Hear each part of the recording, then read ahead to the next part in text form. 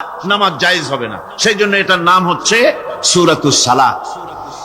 কোরআনে কারীমের এই সূরাটি, এটাকে হযরত পীর সাহেব কেবলা একটি আয়াত তেলাওয়াত করে বলেছেন সাবউল মাসানি। এটা হচ্ছে নিত্য পাঠনীয় সপ্তবাক্য, যে 7টি বাক্যকে সবসময় পড়া লাগে। তার মানে হচ্ছে যে ব্যক্তি নামাজ পড়ে 5 ওয়াক্ত 24 ঘন্টার ভিতরে সূরা ফাতিহা একেবারে কম করেও যদি হয়, তাহলে 40 বার এই সূরা 24 ঘন্টায় নামাজি ব্যক্তিকে পড়তে হয়। এই জন্য সবসময় পাঠনীয় এই সূরাটি। সূরাটি মোট অক্ষর সংখ্যা হচ্ছে 113, শব্দ সংখ্যা হচ্ছে 25টি।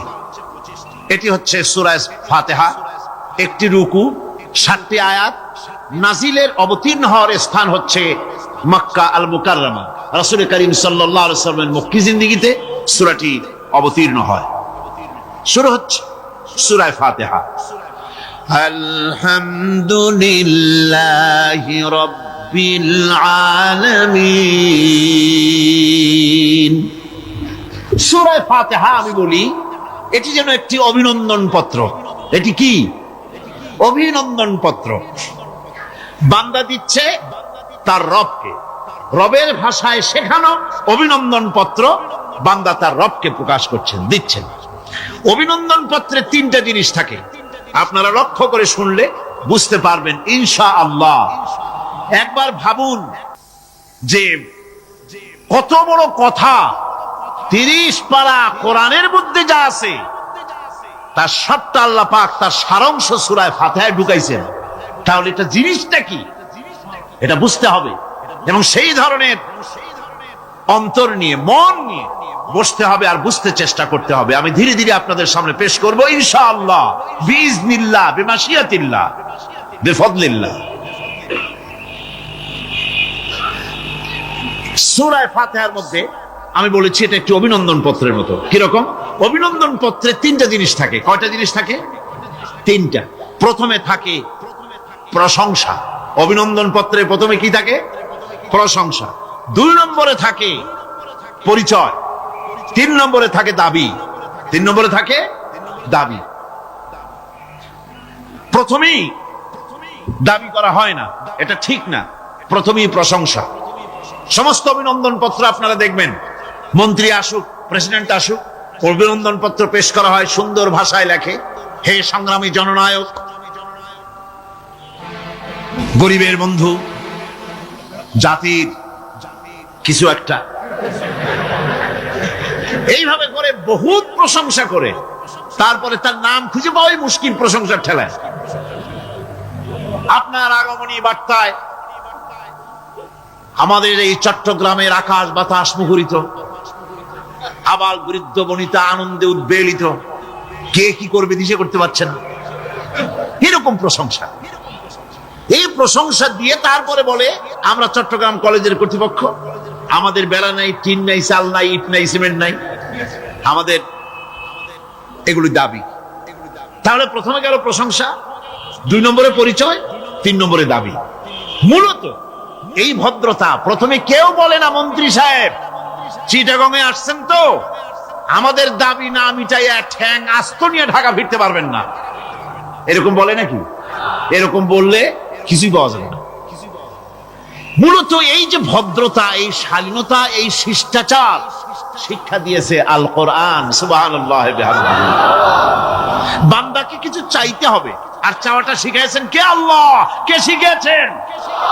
বান্দাকে একটা বড় জিনিস চাইতে হবে, একটা বড় জিনিস চাইতে হবে আল্লাহর কাছে।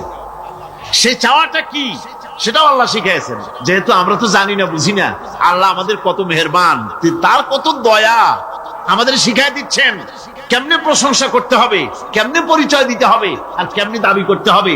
3টি জিনিস সূরা ফাতিহার মধ্যে আল্লাহ পাক ঢুকিয়ে দিয়েছেন। সুবহানাল্লাহ বিহামদিহি।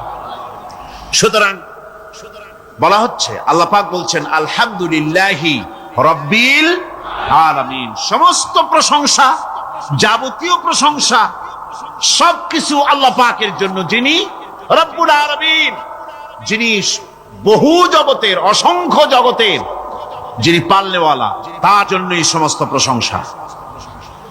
এখন হামদ হচ্ছে প্রশংসা, এর অর্থ হচ্ছে সুন্দরের প্রশংসা। অসুন্দরের কিন্তু কোনো হামদ হয় না, অসুন্দরের হামদ হয় না। হামদ হয় কার? সুন্দরের। সুন্দরের হামদ হয়, প্রশংসা হয়। এই জন্য প্রশংসা করতে হবে আল্লাহ পাকের। কোন ফাসিকের প্রশংসা যদি করা হয়, আল্লাহ পাক নারাজ হয়ে যায়।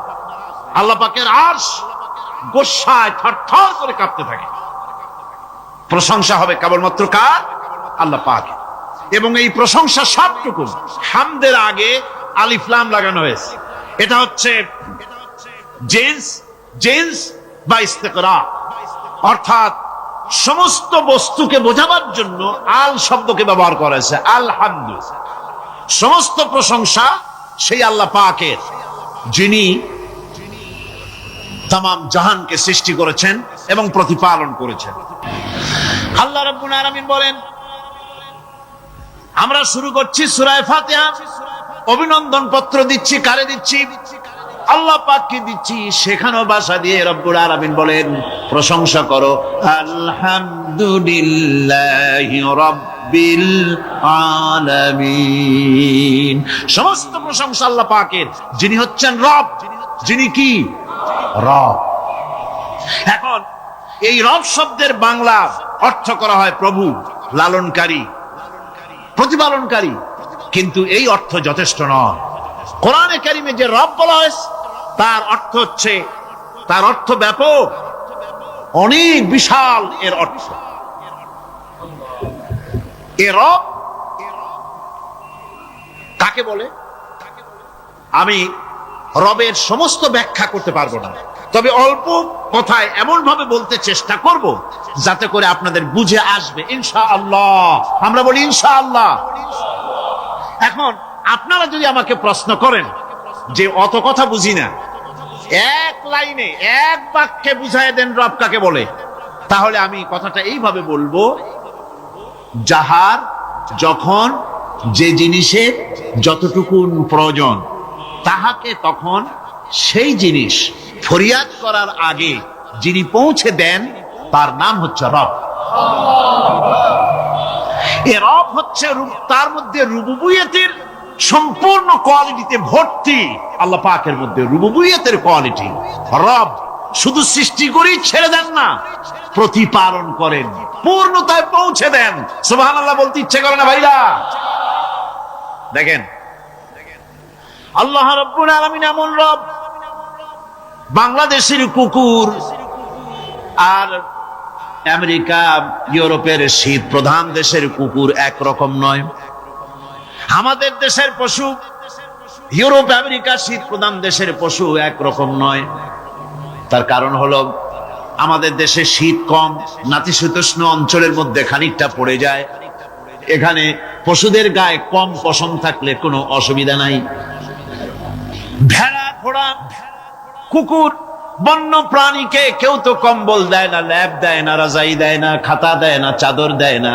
আল্লাহ রাব্বুল আলামিন তিনি এমন রব, শীত প্রধান দেশের পশুদের গায়ে পশম দিয়া চিরস্থায়ী কম্বল জড়ায় দিয়েছেন।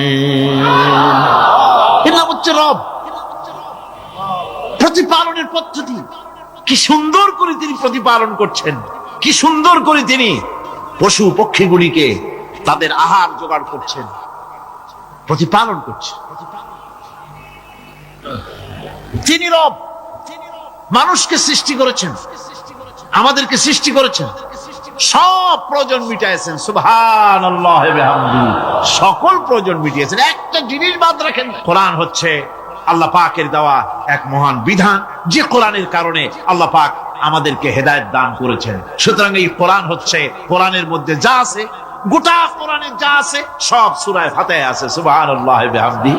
আল্লাহ পাক বলছেন আলহামদুলিল্লাহি রাব্বিল আলামিন।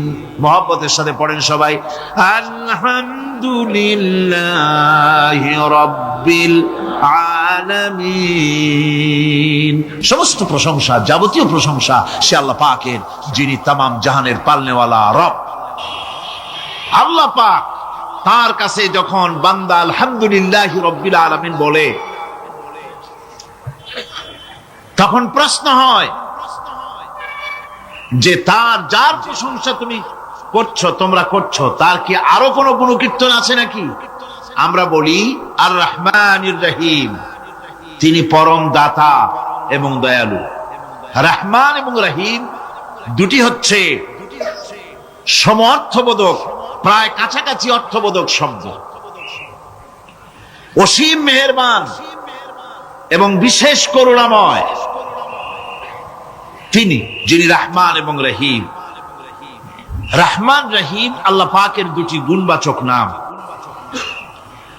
রহমান অপেক্ষা রহিম অপেক্ষা রহমান, এটা হচ্ছে বেশি ব্যাপক অর্থবোধক, যার জন্য তাফসীরে বলা হয়েছে আর রহমানু যুর রাহমাতিশ শামিলা বিজামিল খালায়েক ফিদ দুনিয়া ওয়াল মুমিনিনা ফিল আখিরাহ।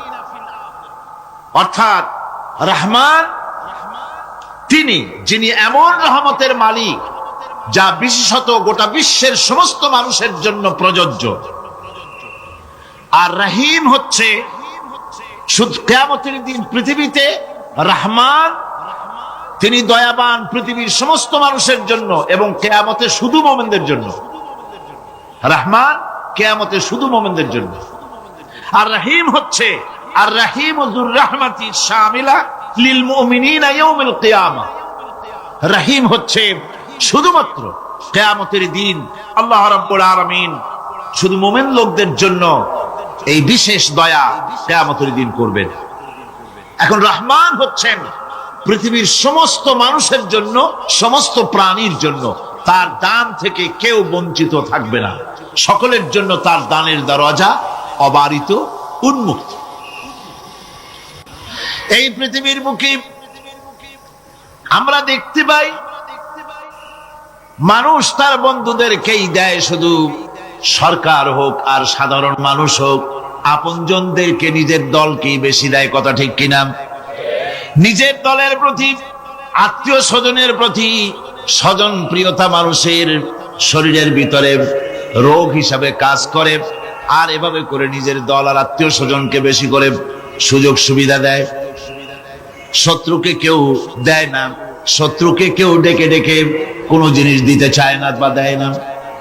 আল্লাহ রাব্বুল আলামিন এমন রহমান, এমন দয়াবান, এমন মেহেরবান, যারা তার ইবাদত করে, যারা তাকে স্বীকার করে, আল্লাহ বলে তাকে যারা সেজদা দেয়, আল্লাহ পাক তাদেরকেও দেন।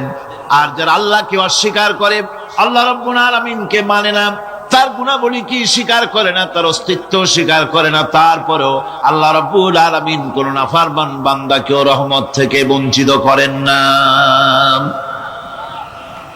সে যেই হোক, বেনামাজি হোক, মুরতাদ হোক, নাস্তিক হোক, তারপরে আল্লাহর অনুগ্রহ থেকে সে বঞ্চিত থাকে না। কথা ঠিক কিনা? বরং এটাই আমরা দেখি, নামাজি, দিনদার, পরেজগার মানুষ তার বরং কম থাকে, সে বরং কম পায়। বাড়ি নাই, ঘর নাই, কলকারখানা নাই, আর নামাজ রোজা করে না, হজ যাকাত করে না, আল্লাহর সাথে বিরোধিতা করে, আল্লাহরে মানেই না, বলে দেয়ার ইজ নো গড, স্রষ্টা বলতে কেউ নাই। এই ড্রিঙ্ক অ্যান্ড বি মেরি, এই হচ্ছে তাদের থিওরি, তাদের দর্শন, তাদের ফিলসফি। এই জাতীয় লোকগুলি বরং দেখা যায় তারা ক্ষমতা পায়, বাড়ি হয়, গাড়ি হয়, কল হয়, কারখানা হয়, সম্মান পায়। এটা কেন? এর কারণ হচ্ছে আল্লাহ রাব্বুল আলামিন এই পৃথিবীর কোনো মূল্য দেন না। এই পৃথিবীর মূল্য যদি আল্লাহ পাকের কাছে একটা মশার ডানার তুল্য যদি হতো, আল্লাহ পাক বিদ্রোহীদেরকে, কাফেরদেরকে এক ঢোক পানি আল্লাহ পাক গিলতে দিতেন না। এবার চিন্তা করেন, আল্লাহর ব্যাপারে যে দৃষ্টান্তটা দেওয়া হয়েছে, দৃষ্টান্তটা কত গুরুত্বপূর্ণ। মশার দানার তুল্য, মশার দানার তুল্য এই পৃথিবীর দাম নাই আল্লাহর কাছে। আপনাকে যদি কেউ 10 লক্ষ মশার দানা বহু কষ্ট করে জোগাড় করিয়া যদি কেউ দেয়, তাহলে আপনি কয় টাকা দিয়ে কিনবেন? 4 পয়সা দিয়েও একজনে বলছে 4 পয়সা দিবে না। তাহলে বোঝেন এর কোনো মূল্য নাই। একটা মশার ডানার তুল্য মূল্য আল্লাহ পাক এই পৃথিবীর দেন না, যার কারণে অবারিত উন্মুক্ত হস্তে আল্লাহ পাক সমস্ত মানুষের জন্য, প্রাণী জগতের জন্য তিনি করুণা করেছেন সকলকে। এই করুণাময় রহমান আল্লাহ পাক তিনি গুনাহগারদেরকে, যারা আল্লাহ পাকের ফরমাবরদারি করতেছে, তাদেরকে সকলকে আল্লাহ পাক সমানভাবে তার জিনিসগুলিকে তিনি দিয়ে দিচ্ছেন। এটা হচ্ছে রহমান। আর রহিম হচ্ছে, হাদিস শরীফে বলা হয়েছে, আর রহমানু রহমানুদ দুনিয়া ওয়াল আখিরাহ, আর রহিমু রহিমুল আখিরাহ। মুমিন রহমান তো শুধু আল্লাহ পাক দুনিয়া এবং আখিরাতের জন্য, আর রহিম শুধুমাত্র আখিরাতের জন্য। আবার কোন কোন আয়াতে বলা হয়েছে যে আল্লাহ পাক দুনিয়ার মানুষের জন্য রহিম। একটি আয়াতে ভাবে বলা হয়েছে, হুয়াল্লাযী ইউসাল্লি আলাইকুম ওয়া মালাইকাতুহু লিয়ুখরিজাকুম মিনাজ যুলুমাতি ইলান নূর ওয়া কানা বিল মুমিনিনা রহিমা। সে আল্লাহই তোমাদের প্রতি রহম করেছেন, রহমত নাজিল করেছেন, এবং তার ফেরেশতাগণ এই উদ্দেশ্যে যে তোমাদেরকে তিনি অন্ধকার থেকে আলোর দিকে বের করে নিয়ে আসবেন। আর তিনি হচ্ছেন মুমিনদের জন্য রহিম, অত্যন্ত দয়াবান। আরবি ভাষায় আর রহমান অন্তর জগতের এমন একটি নম্র উচ্ছ্বাসিত অবস্থার প্রতি ইঙ্গিত করে, যার ফলে তার স্বতঃস্ফূর্তভাবে নিজের থেকেই মহানুভবতা এবং প্রীতি ও মহব্বতের ইচ্ছার বহির প্রকাশ ঘটে। তাই রহমতের মধ্যে আছে স্নেহ, আছে প্রীতি, আছে অনুগ্রহ। আল্লাহ পাকের রহমতটা কি জিনিস? সেটা হচ্ছে রাহমাতি ওয়াসিআত কুল্লা শাই। আমার রহমত দিয়ে সমস্ত জিনিসকে ঢেকে রাখা হয়েছে। প্রত্যেকটি জিনিসের ভিতরে আল্লাহ পাকের রহমত রয়েছে। রহমত ছাড়া এই পৃথিবীতে মানুষের চলার কোনো পথ নাই। সমস্ত ব্যাপারই আল্লাহ পাকের রহমত আর রহমত। আমরা যখন বললাম আর রহমানির রহিম, বলেন সবাই আর রহমানির রহিম। আবার প্রশ্ন হয়, বান্দা বুঝলাম, আরো কোনো কোয়ালিটি, আরো কোনো বৈশিষ্ট্য তার আছে নাকি? আমরা বলি মালিকি ইয়াউমিদ্দিন। তিনি হচ্ছেন বিচার দিনের মালিক, শেষ বিচারের মালিক তিনি। একদিকে এটাকে ব্যালেন্স করা হয়েছে, একদিকে অফুরন্ত রহমত, যার কোনো কুল নাই, কিনারা নাই। এখন আদল দরকার। এখন কি দরকার? আদল, ইনসাফ দরকার। আল্লাহ পাক একদিকে অফুরন্ত রহমত আর নিয়ামত দিয়ে পৃথিবীকে ছেড়ে রেখেছেন, অপর দিকে বলেছেন আমি হচ্ছি বিচার দিনের মালিক, সেদিন আমি বিচার করব। সেই বিচারের ভিতরে কোনো পক্ষপাতিত্ব থাকবে না, হবে না। সেখানে তিনি হবেন আহকামুল হাকিমিন, ওইটা হবে সুপ্রিম কোর্টের সুপ্রিম কোর্ট। সেই পরকালে, সেই কিয়ামতের মাঠে আপনাকে আমাকে সকলকে উপস্থিত হতে হবে, নাকি হবে না? সবাইকে উঠতে হবে। এই দিন শব্দটি কোরআনে কারিমে বহু জায়গায় বলা হয়েছে এবং বিভিন্ন অর্থে ব্যবহার করা হয়েছে। যেমন দিন শব্দের অর্থ প্রভাব, প্রতিপত্তি, আধিপত্য, ইতাআত, বন্দিগি, দাসত্ব, আনুগত্য, নীতি, পথ, পন্থা, হিসাব, ফয়সালা, প্রতিদান, প্রতিফল। এরকম অনেক অর্থ, অনেক অর্থে দিন শব্দ কোরআনে কারিমের মধ্যে ব্যবহৃত হয়েছে। কিন্তু এখানে মালিক ইয়াউমিদ্দিন, এই দিন এখানে ব্যবহার করা হয়েছে প্রতিফল অর্থে। প্রতিফলের দিন, যেদিন প্রতিফল দেওয়া হবে, তিনি হচ্ছেন সেই দিবসের অধিপতি, সেই দিবসের মালিক। এবার প্রশ্ন হচ্ছে, তোমরা যারা আমার প্রশংসা করলে তোমরা কারা? জবাবে আমরা বলছি ইয়াকা না'বুদু ওয়া ইয়াকা নাস্তাঈন। আয় আমার রব, আমরা হচ্ছি তোমার বান্দা, একমাত্র তোমারই গোলামি করি, একমাত্র তোমারই একমাত্র তোমারই ইবাদত করি। আর কারণ ইবাদত এই শব্দটা লাগাইলে কি বোঝা যায়? যে আর কারো করি না, একমাত্র তোমারই ইবাদত করি আর একমাত্র তোমারই কাছে সাহায্য প্রার্থনা করি। ইয়াকা না'বুদু ওয়া ইয়াকা নাস্তাইন। আল্লাহ রাব্বুল আলামিন আমাদেরকে সৃষ্টি করেছেন আসলে এইটার জন্য।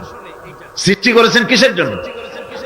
কোরআনে কারীমের মধ্যে আল্লাহ রাব্বুল আলামিন বলেন, ওয়ামা খালাকতুল জিন্না ওয়াল ইনসা ইল্লা লিয়াবুদুন। আমি মানুষ এবং জিনকে সৃষ্টি করেছি শুধুমাত্র আমার ইবাদতের জন্য, আমার গোলামির জন্য, আমার আনুগত্যের জন্য। কত বড় মেহেরবান তিনি, কত দয়ালু তিনি। তার কাছে চাওয়ার ভাষাটাও তিনি আমাদের শিখাই দিলেন। জনে কোন সুবহানাল্লাহ। রব্বুল আলামিন আমাদের শিখালেন, এভাবে চাও, ইহদিনাস সিরাতাল মুস্তাকিম সিরাতাল্লাযীনা আন'আমতা আলাইহিম গায়রিল মাগদুবি আলাইহিম ওয়ালাদ-দাল্লিন।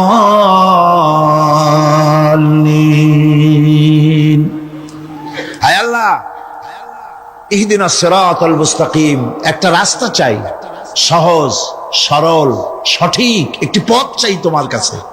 সেই পথটা চাই যে পথ হচ্ছে নিয়ামত প্রাপ্তদের, অভিশপ্ত এবং পথভ্রষ্টদের পথ নয়। যে পথ নিয়ামত প্রাপ্তদের, ওই ধরনের একটা পথ আমরা চাই। পথ দেখাবার মালিককে কোরআনে কারীম বলছে, আল্লাহ রাব্বুল আলামিন বলেন, ওয়া আলাল্লাহি কাসদুস সাবিলি ওয়া মিনহা জাইরুন ওয়ালাউ শাআ লাহাদাকুম আজমাইন। ওয়া আলাল্লাহি কাসদুস সাবিল, সোজা রাস্তা বলে দেওয়ার দায়িত্ব আমি আল্লাহর। সোজা রাস্তা বলে দেওয়ার দায়িত্ব কার? তিনি বলছেন, বলার দায়িত্ব আমার, সোজা রাস্তাটা আমি বলে দেব। আল্লাহ রাব্বুল আলামিনের কাছে বান্দা যখন রাস্তার দাবি করলো, সোজা পথ চাই, সহজ পথ একটা তোমার কাছে চাই, রব্বুল আলামিন সূরা ফাতিহার 7টা আয়াতের এই অভিনন্দন পত্রের জবাবে 30 পারা কোরআন শরীফ আল্লাহ পাক বান্দারে দান করে দিলেন। জবাবে বলে দিলেন, ওয়ানি'বুদুনি হাযা সিরাতুম মুস্তাকিম। সোজা রাস্তাটা হলো আমার আনুগত্য, আমার গোলামি, আমার দাসত্ব। এটাই হলো সোজা রাস্তা। এই সোজা রাস্তাটা আমি বলবো। রাস্তা তো অনেক হতে পারে, কিন্তু সোজা রাস্তা বলে দেওয়ার দায়িত্ব কার? আল্লাহ পাকের। মানুষ যখন মারা যায় তখন বলা হয় যে লোকটি ইন্তেকাল করেছেন। ইন্তেকাল আরবি শব্দ, মুনতাকিল হওয়া, ট্রান্সফার হওয়া। আমরা একটা জগতে ছিলাম, আর একটা জগতে এসেছি, এবং এখান থেকে আমরা আর একটা জগতে ফিরে যাব। যেখানে আমরা ছিলাম ওই জায়গার কোনো কাইফিয়াত আমাদের মনে নাই। ওইটার নাম হচ্ছে আলমে আরওয়াহ। বলুন তো ওইটার নাম কি? আলমে আরওয়াহ, রুহের জগৎ। রুহের জগৎ থেকে আমরা এসেছি আলমে আসবাবে, বস্তু জগতে এসেছি। এই বস্তু জগৎ থেকে আমরা ট্রান্সফার করব, আমরা বিদায় হব, আমরা মুনতাকিল হব, আমরা ইন্তেকাল করব, চলে যাব আরেকটা জগতে। সেই জগতের নাম হচ্ছে আলমে বারজাখ। ওই জায়গাটা, ওই দেশটা কেমন তার কোনো কাইফিয়ত আমাদের জানা নাই। কোন ব্যক্তি মরে যাওয়ার পর ফিরে এসে আমাদেরকে বলে নাই যে ওই জায়গাটা এমন, কবরটা এমন, কবরে গেলে এই এই হয়। এগুলি কেউ ফিরে এসে আমাদের বলেন নাই। আমরা যা জেনেছি সবটা ভাষা ভাষা কিছুই জানি নাই। এই জায়গাটা কম সময়, খুবই কম। আর যে জায়গায় যাব সেই জায়গাটা অনেক লম্বা। যেখানে আসি সেই জায়গাটা এতই ছোট। আজকে পত্রিকায় দেখলাম এক গায়ক, তিনি শিল্পকলা একাডেমিতে 1 সেকেন্ডের বিশ্বাস নাই। এই 1 সেকেন্ডের বিশ্বাস নাই, গান গাওয়া শেষ করতে পারে নাই, বাস দুনিয়া থেকে বিদায় হয়ে গেছে। তার গানটার প্রথম লাইনই ছিল 1 সেকেন্ডের বিশ্বাস নাই। এই গানটা গাইলেন তিনি, লোকেরা আনন্দ করলো, হাতের তালির রেশ ফুরাতে পারে নাই, এর ভেতরেই তিনি বিদায় হয়ে গেলেন। দুনিয়াটা এতই ক্ষণস্থায়ী, মানুষের জীবনটা এতই ক্ষণস্থায়ী, কচু পাতার উপরের পানি তারও তো কিছুটা স্থায়িত্ব আছে, টলমল করে, এই আছে এই নাই। মানুষের জীবনও এর থেকেও খুবই ছোট্ট, আর দুনিয়াটাও খুবই ক্ষণস্থায়ী। আর যেখানে যাব ওই জায়গাটা এত বিরাট, এত ব্যাপক, যার কোনো সীমা নাই, যার কোনো শেষ নাই, অনন্তকাল কত বছর থাকতে হবে তার কোনো সীমানাও আমাদের জানা নাই, কত বছর থাকা লাগবে। মাওলানা রুম বলেছেন হিসাব আমার কাছে একটা আছে। বলে সেটা কিরকম? তিনি বলেছেন একটা হিসাব আমি জানি, তা হচ্ছে এই পৃথিবী ভরা যদি থাকে সরিষা, আকাশ পর্যন্ত উঁচা।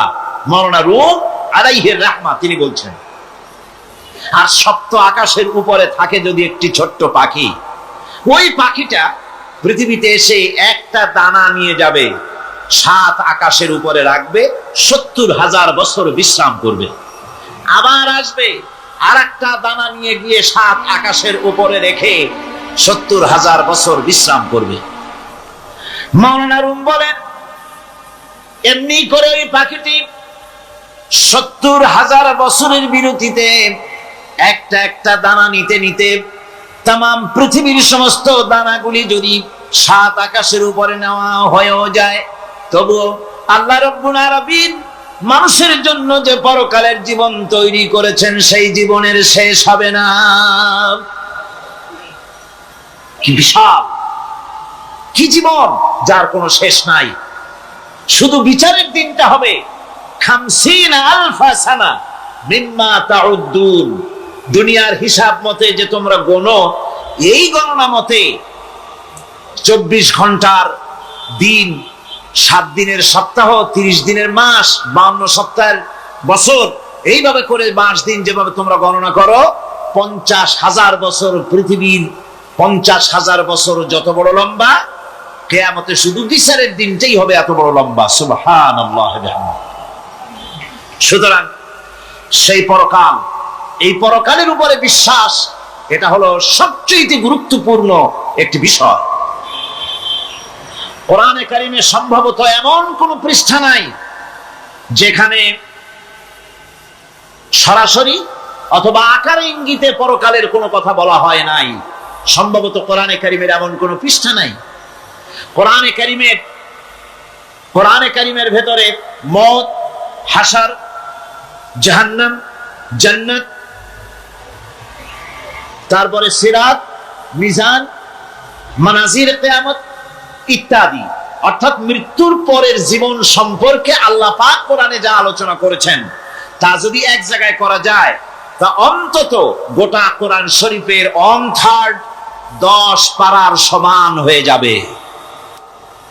এখন চিন্তা করেন বিষয়টা কতই গুরুত্বপূর্ণ, যার জন্য কোরআনে কারিমে এতটা বিরাট, কোরআনের 1/3 আল্লাহ পাক পরকাল সম্পর্কে আলোচনা করেছেন। খুবই গুরুত্বপূর্ণ বিষয়। এই পরকালের উপরে যারা ঈমান আনবে না, পরকালকে যারা বিশ্বাস করবে না, তাদের সম্পর্কে আল্লাহ পাক বলছেন, والذين كذبوا بآياتنا ولقاء الآخرة حبطت أعمالهم। পরকালকে যারা বিশ্বাস করবে না, আখিরাতের দিনের পরে যাদের ঈমান থাকবে না, যারা বিশ্বাস করবে না, তাদের জীবনের সমস্ত ভালো কাজগুলি আল্লাহ রাব্বুল আলামিন বরবাদ করে দিবেন। তাদের জীবনের কোনো কাজের কোনো মূল্য নাই, সমস্ত কাজগুলি নিষ্ফল, বেকার, যারা নাকি পরকালকে বিশ্বাস করবে না। পরকালের বিশ্বাসটাই হচ্ছে মানুষের জীবনের সবচাইতে নৈতিকতার মূল ভিত্তি। একটা মানুষের চরিত্র ভালো হওয়ার জন্য পরকালের বিশ্বাসটা সবচেয়ে বড় জিনিস। মানুষ ভালো মন্দ, পরকালের দরকারটা কি? প্রশ্ন উঠতে পারে, পরকালটা না হলে কি হইতো? পরকালটা এই জন্য হবে, এই জন্য দরকার যে পৃথিবীতে মানুষ অনেক ভালো কাজ করে, আবার অনেক খারাপ কাজও করে, দুরকমই করে। যত ভালো কাজ করে, এই ভালো কাজের পুরস্কার পৃথিবীতে দেওয়া সম্ভব নয়। একটা মানুষ এত ভালো কাজ করলো, নামাজ পড়লো, রোজা রাখলো, হজ করলো, যাকাত দিল, তারপরে আল্লাহর দ্বীন প্রতিষ্ঠার জন্য কষ্ট করলো, জেল খাটলো, জরিমানা দিল, ফাঁসির মঞ্চে চড়লো, তার এত ভালো কাজের পুরস্কার এই পৃথিবীতে দেওয়া সম্ভব নয়।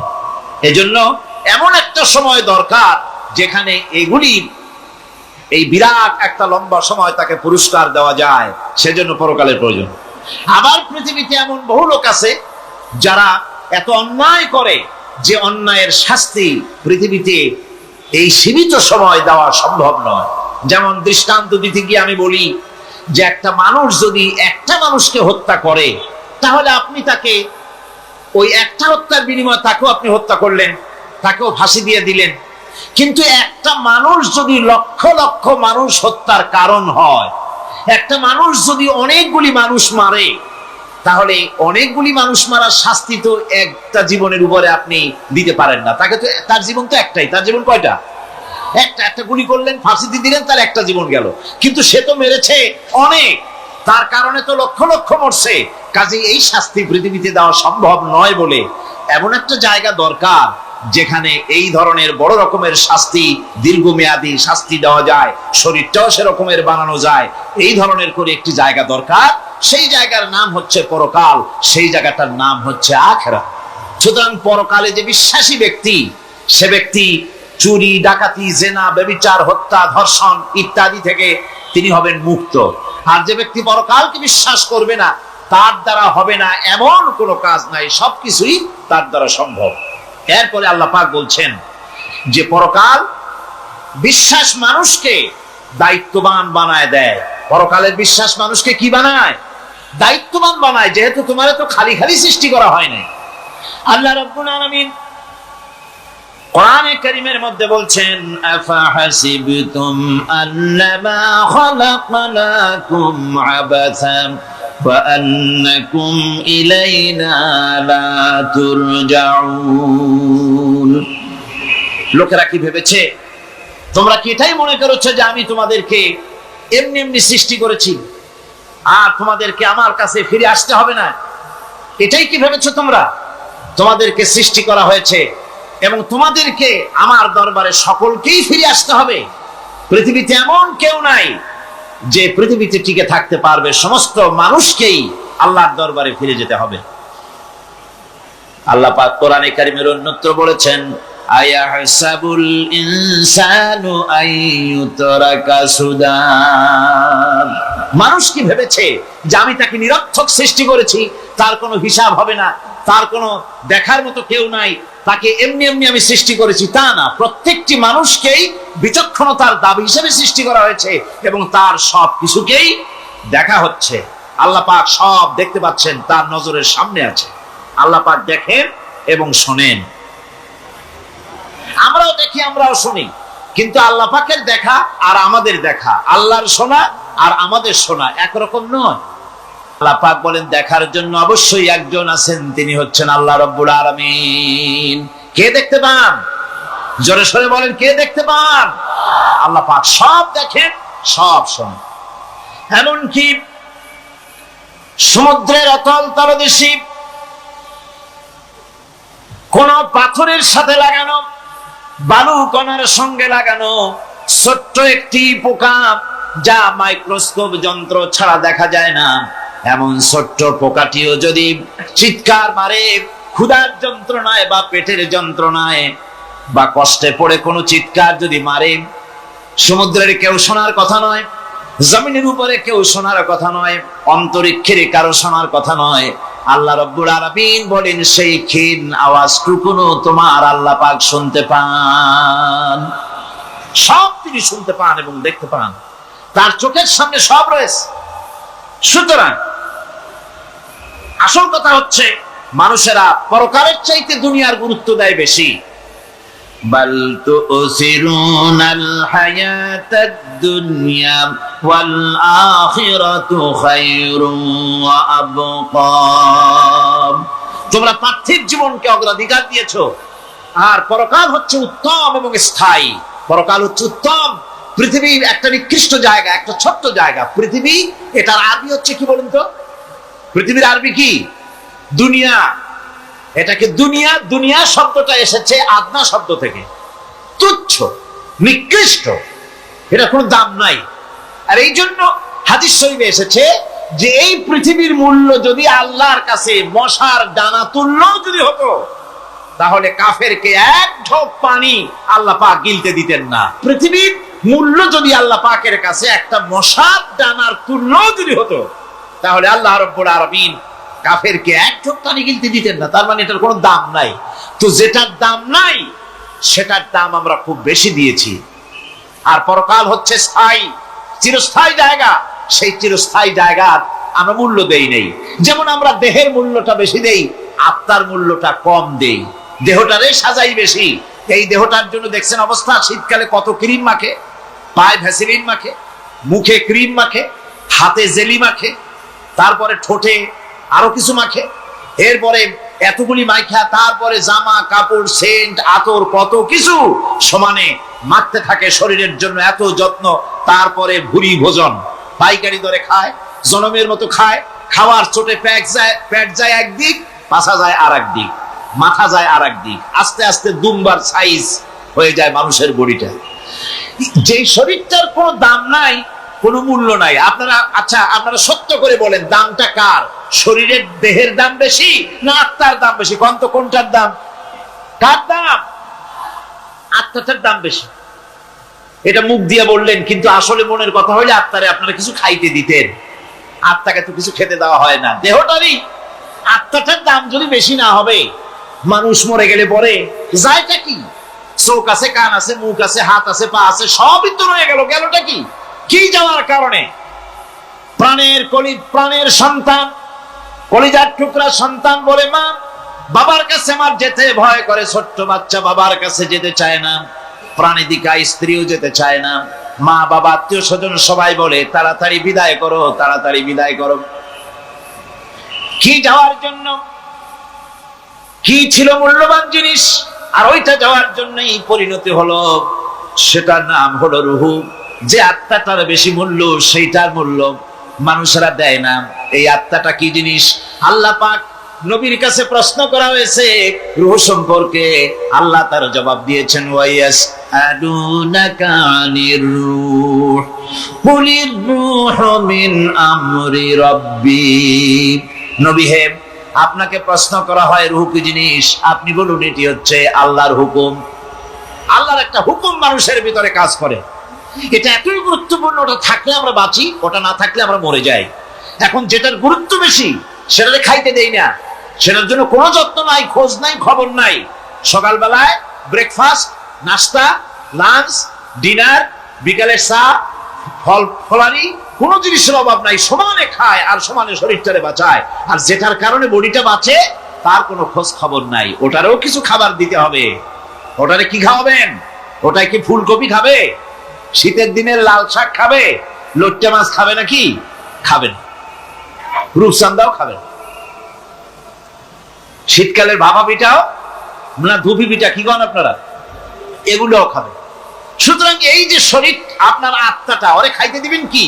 ও কচু খায় না, মূলাও খায় না, দুধও খায় না, পনিরও খায় না, ঘিও খায় না, মাছ গোশতও খায় না। যেহেতু এই আত্মাটা এসেছে রূহের জগৎ থেকে, তাই ওর খাদ্য এই পৃথিবীতে বানানো হয় নাই। দেহ তৈরি হয়েছে মাটি থেকে, মাটির উপাদান দিয়ে, সেজন্য তার খাদ্য বানানো হয়েছে মাটির উপাদান দিয়ে। আর আত্মা যেহেতু এসেছে আল্লাহর কাছে থেকে, রূহের জগৎ থেকে, সেজন্য আল্লাহ রাব্বুল আলামিন আত্মার খাদ্য পাঠিয়েছেন লৌহ মাহফুজ থেকে। খাদ্যের নাম হচ্ছে তেলাওয়াতে কোরআন। তেলাওয়াতে কোরআন। কোরআনে কারীম তেলাওয়াতে আত্মার সমৃদ্ধি হতো। কোরআনে কারীমের তেলাওয়াত, অনুধাবন, এর দ্বারা আত্মার সমৃদ্ধি হতো। যেহেতু কোরআন হচ্ছে রূহের খোরাক, সেই খোরাক দেওয়া হচ্ছে না তাকে।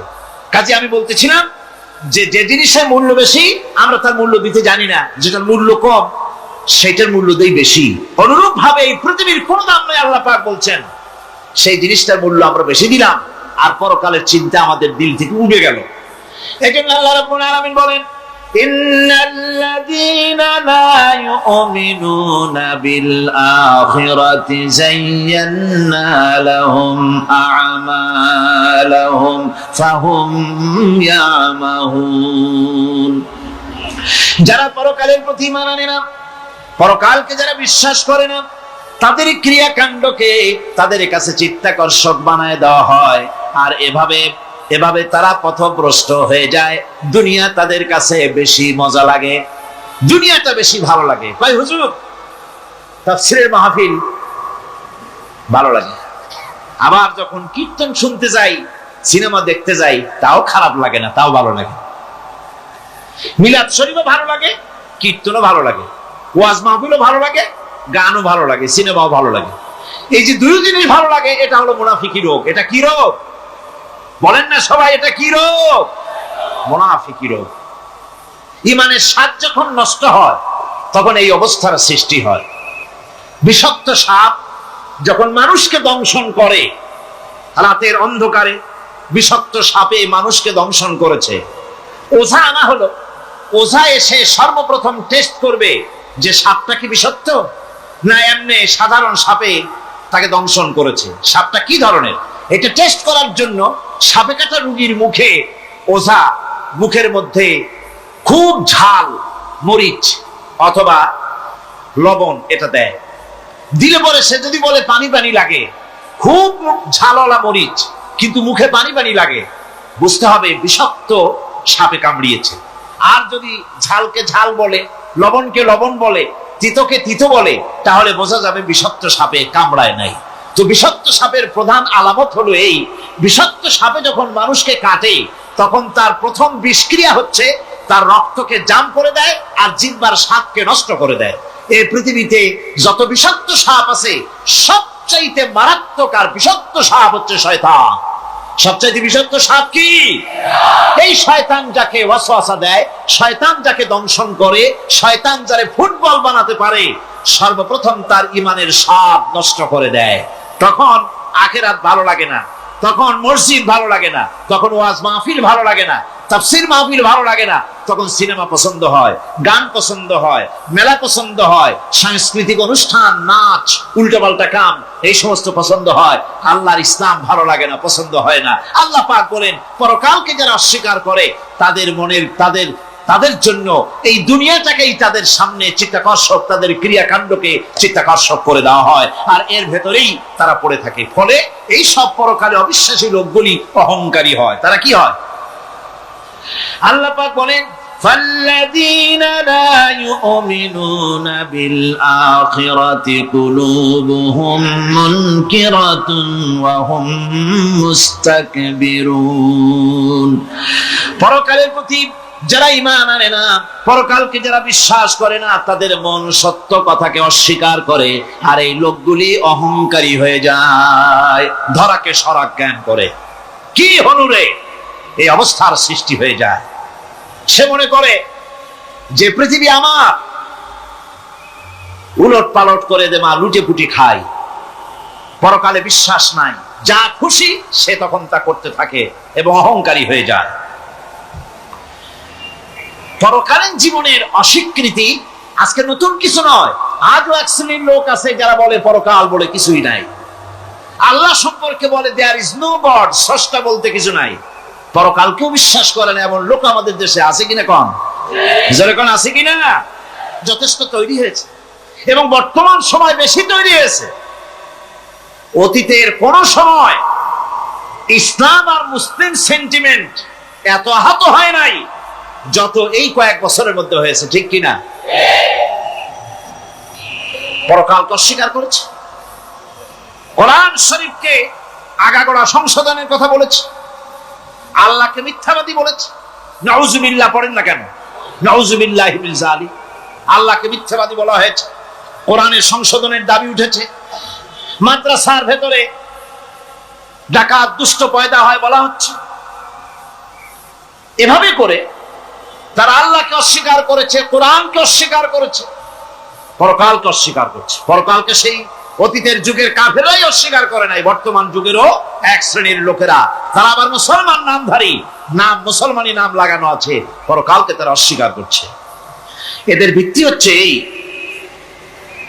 তারা বলে ইন হিয়া ইল্লা হায়াতুনাদ দুনিয়া ওয়া মা নাহনু বিমাবউসিন।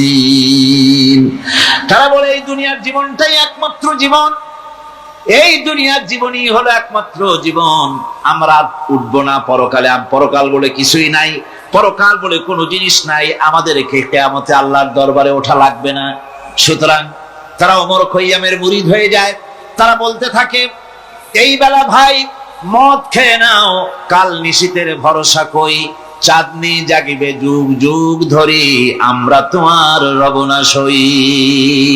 যত পারো মদ খাও, নগদ যা পাও হাত পেতে নাও, বাকির খাতায় শূন্য থাক। দূরের বাদ্য কি লাভ শুনে, মাঝখানে যে বেজায় ফাঁক। এই জন্য কোরআনে কারীম আল্লাহ পাক বলছেন লাইসাল বিররা আন তুওয়াল্লু ওয়ুজুহাকুম কিবালাল মাশরিকি ওয়াল মাগরিব, পূর্ব পশ্চিমে কয়বার মাথা ঘুরালা, এইটাই তোমার পূর্ণবান সৎ কাজ হওয়ার এটা নমুনা নয়। প্রকৃতপক্ষের সৎ কাজ হচ্ছে আল্লাহ বিশ্বাস করা এবং পরকালে বিশ্বাস ভিত্তিক জীবন গড়া। ওই কাফেররা বলতো وقالوا ما هي إلا حياتنا الدنيا نموت ونحيا وما يهلكنا إلا الدهر। আল্লাহ রাব্বুল আলামিন বলেন এই কাফেররা বলতো দুনিয়ার জীবনটাই তো আসল জীবন, আমরা মরবো না, আমরা এখানেই থাকবো, এই জীবনটাই হলো আসল জীবন, এখানেই বাঁচবো, এখানেই মরবো, আমরা পরকাল বলে কোনো জিনিস নাই, আমাদের কোনো ওঠা লাগবে না, যা কিছু হয় যুগের আবর্তন ছাড়া কিছুই হয় না। শুধু তাই নয়, এই প্রশ্ন কাফেরদের মনের ভিতরে মারাত্মক আকার ধারণ করলো। তারা বলল আইযা মিতনা ওয়া কুন্না তুরাবান যালিকা রাজউম বাঈদ, আমরা মাটির সাথে মিশে যাব, আমরা মরে যাব, মাটির সঙ্গে মিশে যাব, তারপরে আমাদেরকে জীবিত করা হবে। এটা তো জ্ঞান বহির্ভূত কথা, এটা তো মাথায় ঢোকে না, কথাটা কেমন? তারা এভাবে অনেক প্রশ্ন করত। وقالوا أئذا كنا عظاما ورفاتا أئنا لمبعوثون خلقا جديدا, আমরা মরে যাব, গলে যাব, পচে যাব, হাড্ডি গুড্ডি মাটির সাথে মিশে যাবে, এরপরে আমাদেরকে নতুন করে সৃষ্টি করা হবে। এটা জ্ঞান বহির্ভূত কথা, এটা মাথার মধ্যে আসে না। কে আমাদেরকে চিন্তা করবে মরে যাওয়ার পর? আল্লাহ রাব্বুল আলামিন বলছেন, দেখো আল্লাহ পাক কোরআনে কারীমের ভিতরে যুক্তি দিয়ে বুঝাচ্ছেন যে অবশ্যই তোমাদেরকে আবার জিন্দা করা হবে, তোমাদেরকে উঠতে হবে। তোমরা এই পৃথিবীর অবস্থা পর্যবেক্ষণ করো, তাকায় দেখো আকাশের দিকে, জমিনের দিকে লক্ষ্য করে দেখো। আওয়ালাম ইয়ানজুরু ফি মালাকুতিস সামাওয়াতি ওয়াল আরদ, তারা কি আসমান এবং জমিনের ব্যবস্থাপনা সম্পর্কে চিন্তা ভাবনা করে না? ওই বিরাট আকাশটাকে যে আল্লাহ রাব্বুল আলামিন তৈরি করলেন, এই জমিনটাকে যিনি তৈরি করলেন, তিনি কি তোমাকে আর মৃত্যুর পরে তিনি কি জিন্দা করবেন না? তিনি কি জিন্দা করতে পারবেন না? কেমনে তোমরা অস্বীকার করতে পারো? দুনিয়ার ব্যবস্থাপনা এবং এই পৃথিবীর আকাশ এবং জমিনের ব্যবস্থাপনা সম্পর্কে তোমরা চিন্তা ভাবনা করে দেখো, অবশ্যই আল্লাহ রাব্বুল আলামিন তোমাদেরকে আবার জিন্দা করবেন। وَكَأَيٍّ مِّنْ آيَاتٍ فِي السَّمَاوَاتِ وَالْأَرْضِ يَمُرُّونَ عَلَيْهَا وَهُمْ عَنْهَا مُعْرِضُونَ। আসমান জমিনে বহু নিদর্শন পড়ে আছে যেগুলি তারা অতিক্রম করে যায়, অথচ সে সম্পর্কে তারা মোটেই চিন্তা ভাবনা করে না। চিন্তার বহু বিষয় আল্লাহ পাক এই পৃথিবীতে রেখেছেন। যারা চিন্তাশীল, যারা জ্ঞানবান, তারা এর দ্বারা বুঝতে পারে। আল্লাহ রাব্বুল আলামিন বলছেন ইন্না ফি খালকিস সামাওয়াতি ওয়াল আরদি ওয়া ইখতিলাফিল লাইলি ওয়ান নাহার লাআয়াতিন লিউলিল আলবাব, নিশ্চয়ই আকাশ সৃষ্টি এবং জমিন সৃষ্টির ব্যাপারে আর রাত আর দিনের পরিবর্তনের ব্যাপারে যারা জ্ঞানবান তাদের জন্য নিদর্শন রয়েছে। যারা জ্ঞানবান তাদের জন্য চিন্তার বিষয়বস্তু রয়েছে। গবেষণা করো, চিন্তা করো, এই পৃথিবীতে আল্লাহ পাক যা কিছু সৃষ্টি করেছেন তার পক্ষে আবার তোমাদেরকে সৃষ্টি করা মোটেই অসম্ভব নয়। পরকালীন জীবনের সম্ভাবনা সম্পর্কে কোরআন অবিশ্বাসীদেরকে বলছে, দেখো, আল্লাহুল্লাযী রাফা'আস সামাওয়াতি বিগাইরি আমাদিন তারাউনাহা সুম্মা ইসতাওয়া আলাল আরশ। সে আল্লাহ তোমাদের নিকট দৃশ্যমান স্তম্ভ ছাড়াই ওই বিশাল আকাশটা তৈরি করেছে। যারা পরকাল আছে বলে উঠতে হবে একথা যারা বিশ্বাস করে না, তাদের ব্যাপারে আল্লাহ পাক এই যুক্তি দিচ্ছেন, দেখো এই বিশাল যে আকাশটা, এই আকাশে কোনো খুঁটি আছে? কথা বলেন না কেন? এই আকাশে কোনো খুঁটি আছে? কোন রকমের খুঁটি ছাড়াই ওই বিশাল আকাশটা কে বানিয়েছেন? জোরে চিৎকার দিয়ে বলেন, কে বানাইছেন? এই যে শামিয়ানা, একটা বিশাল প্যান্ডেল, এই প্যান্ডেলে খুঁটি আছে না নাই? শুধু আছে না, একটা দুইটা না, জনমের মতো খুঁটি আছে। চতুর্দিকে তাকায় দেখে কত খুঁটি। এতটুকু একটা শামিয়ানায় শত শত খুঁটি লাগতেছে কাপড়টা ধারণ করবে বলে। কি ধারণ করবে? কাপড়। আর অত বড় বিশাল আকাশ, সে আকাশটার কোনো খুঁটি আছে? আল্লাহ পাক বলছেন, কোন দৃশ্যমান খুঁটি ছাড়াই এত বড় বিশাল আকাশটা তোমার মাথার উপরে দাঁড়িয়ে আছে এবং আল্লাহ পাক আরশের উপরে দীপ্তমান হয়ে আছেন। এগুলি দেখেও কি তোমার মাথার মধ্যে কোনো চিন্তা আসে না যেটা কি করে সম্ভব হলো? অনেকে তো এমন আছে শিক্ষিত লোক, তারা আবার বলে কি, কয় যে না, আকাশ বলে কিছু নাই, ওই অনেক দূরে তো সেই জন্য নীলে নীলে দেখা যায়, আসলে কিছু নাই। আকাশ, কোরআনে কারীমের মধ্যে আকাশ সম্পর্কে যে কথা বলা হয়েছে, বিশাল, যার কোনো কূল নাই, কিনারা নাই, মহাশূন্য। আমি সামনে বলবো আকাশ সম্পর্কে কথা আসতেছে।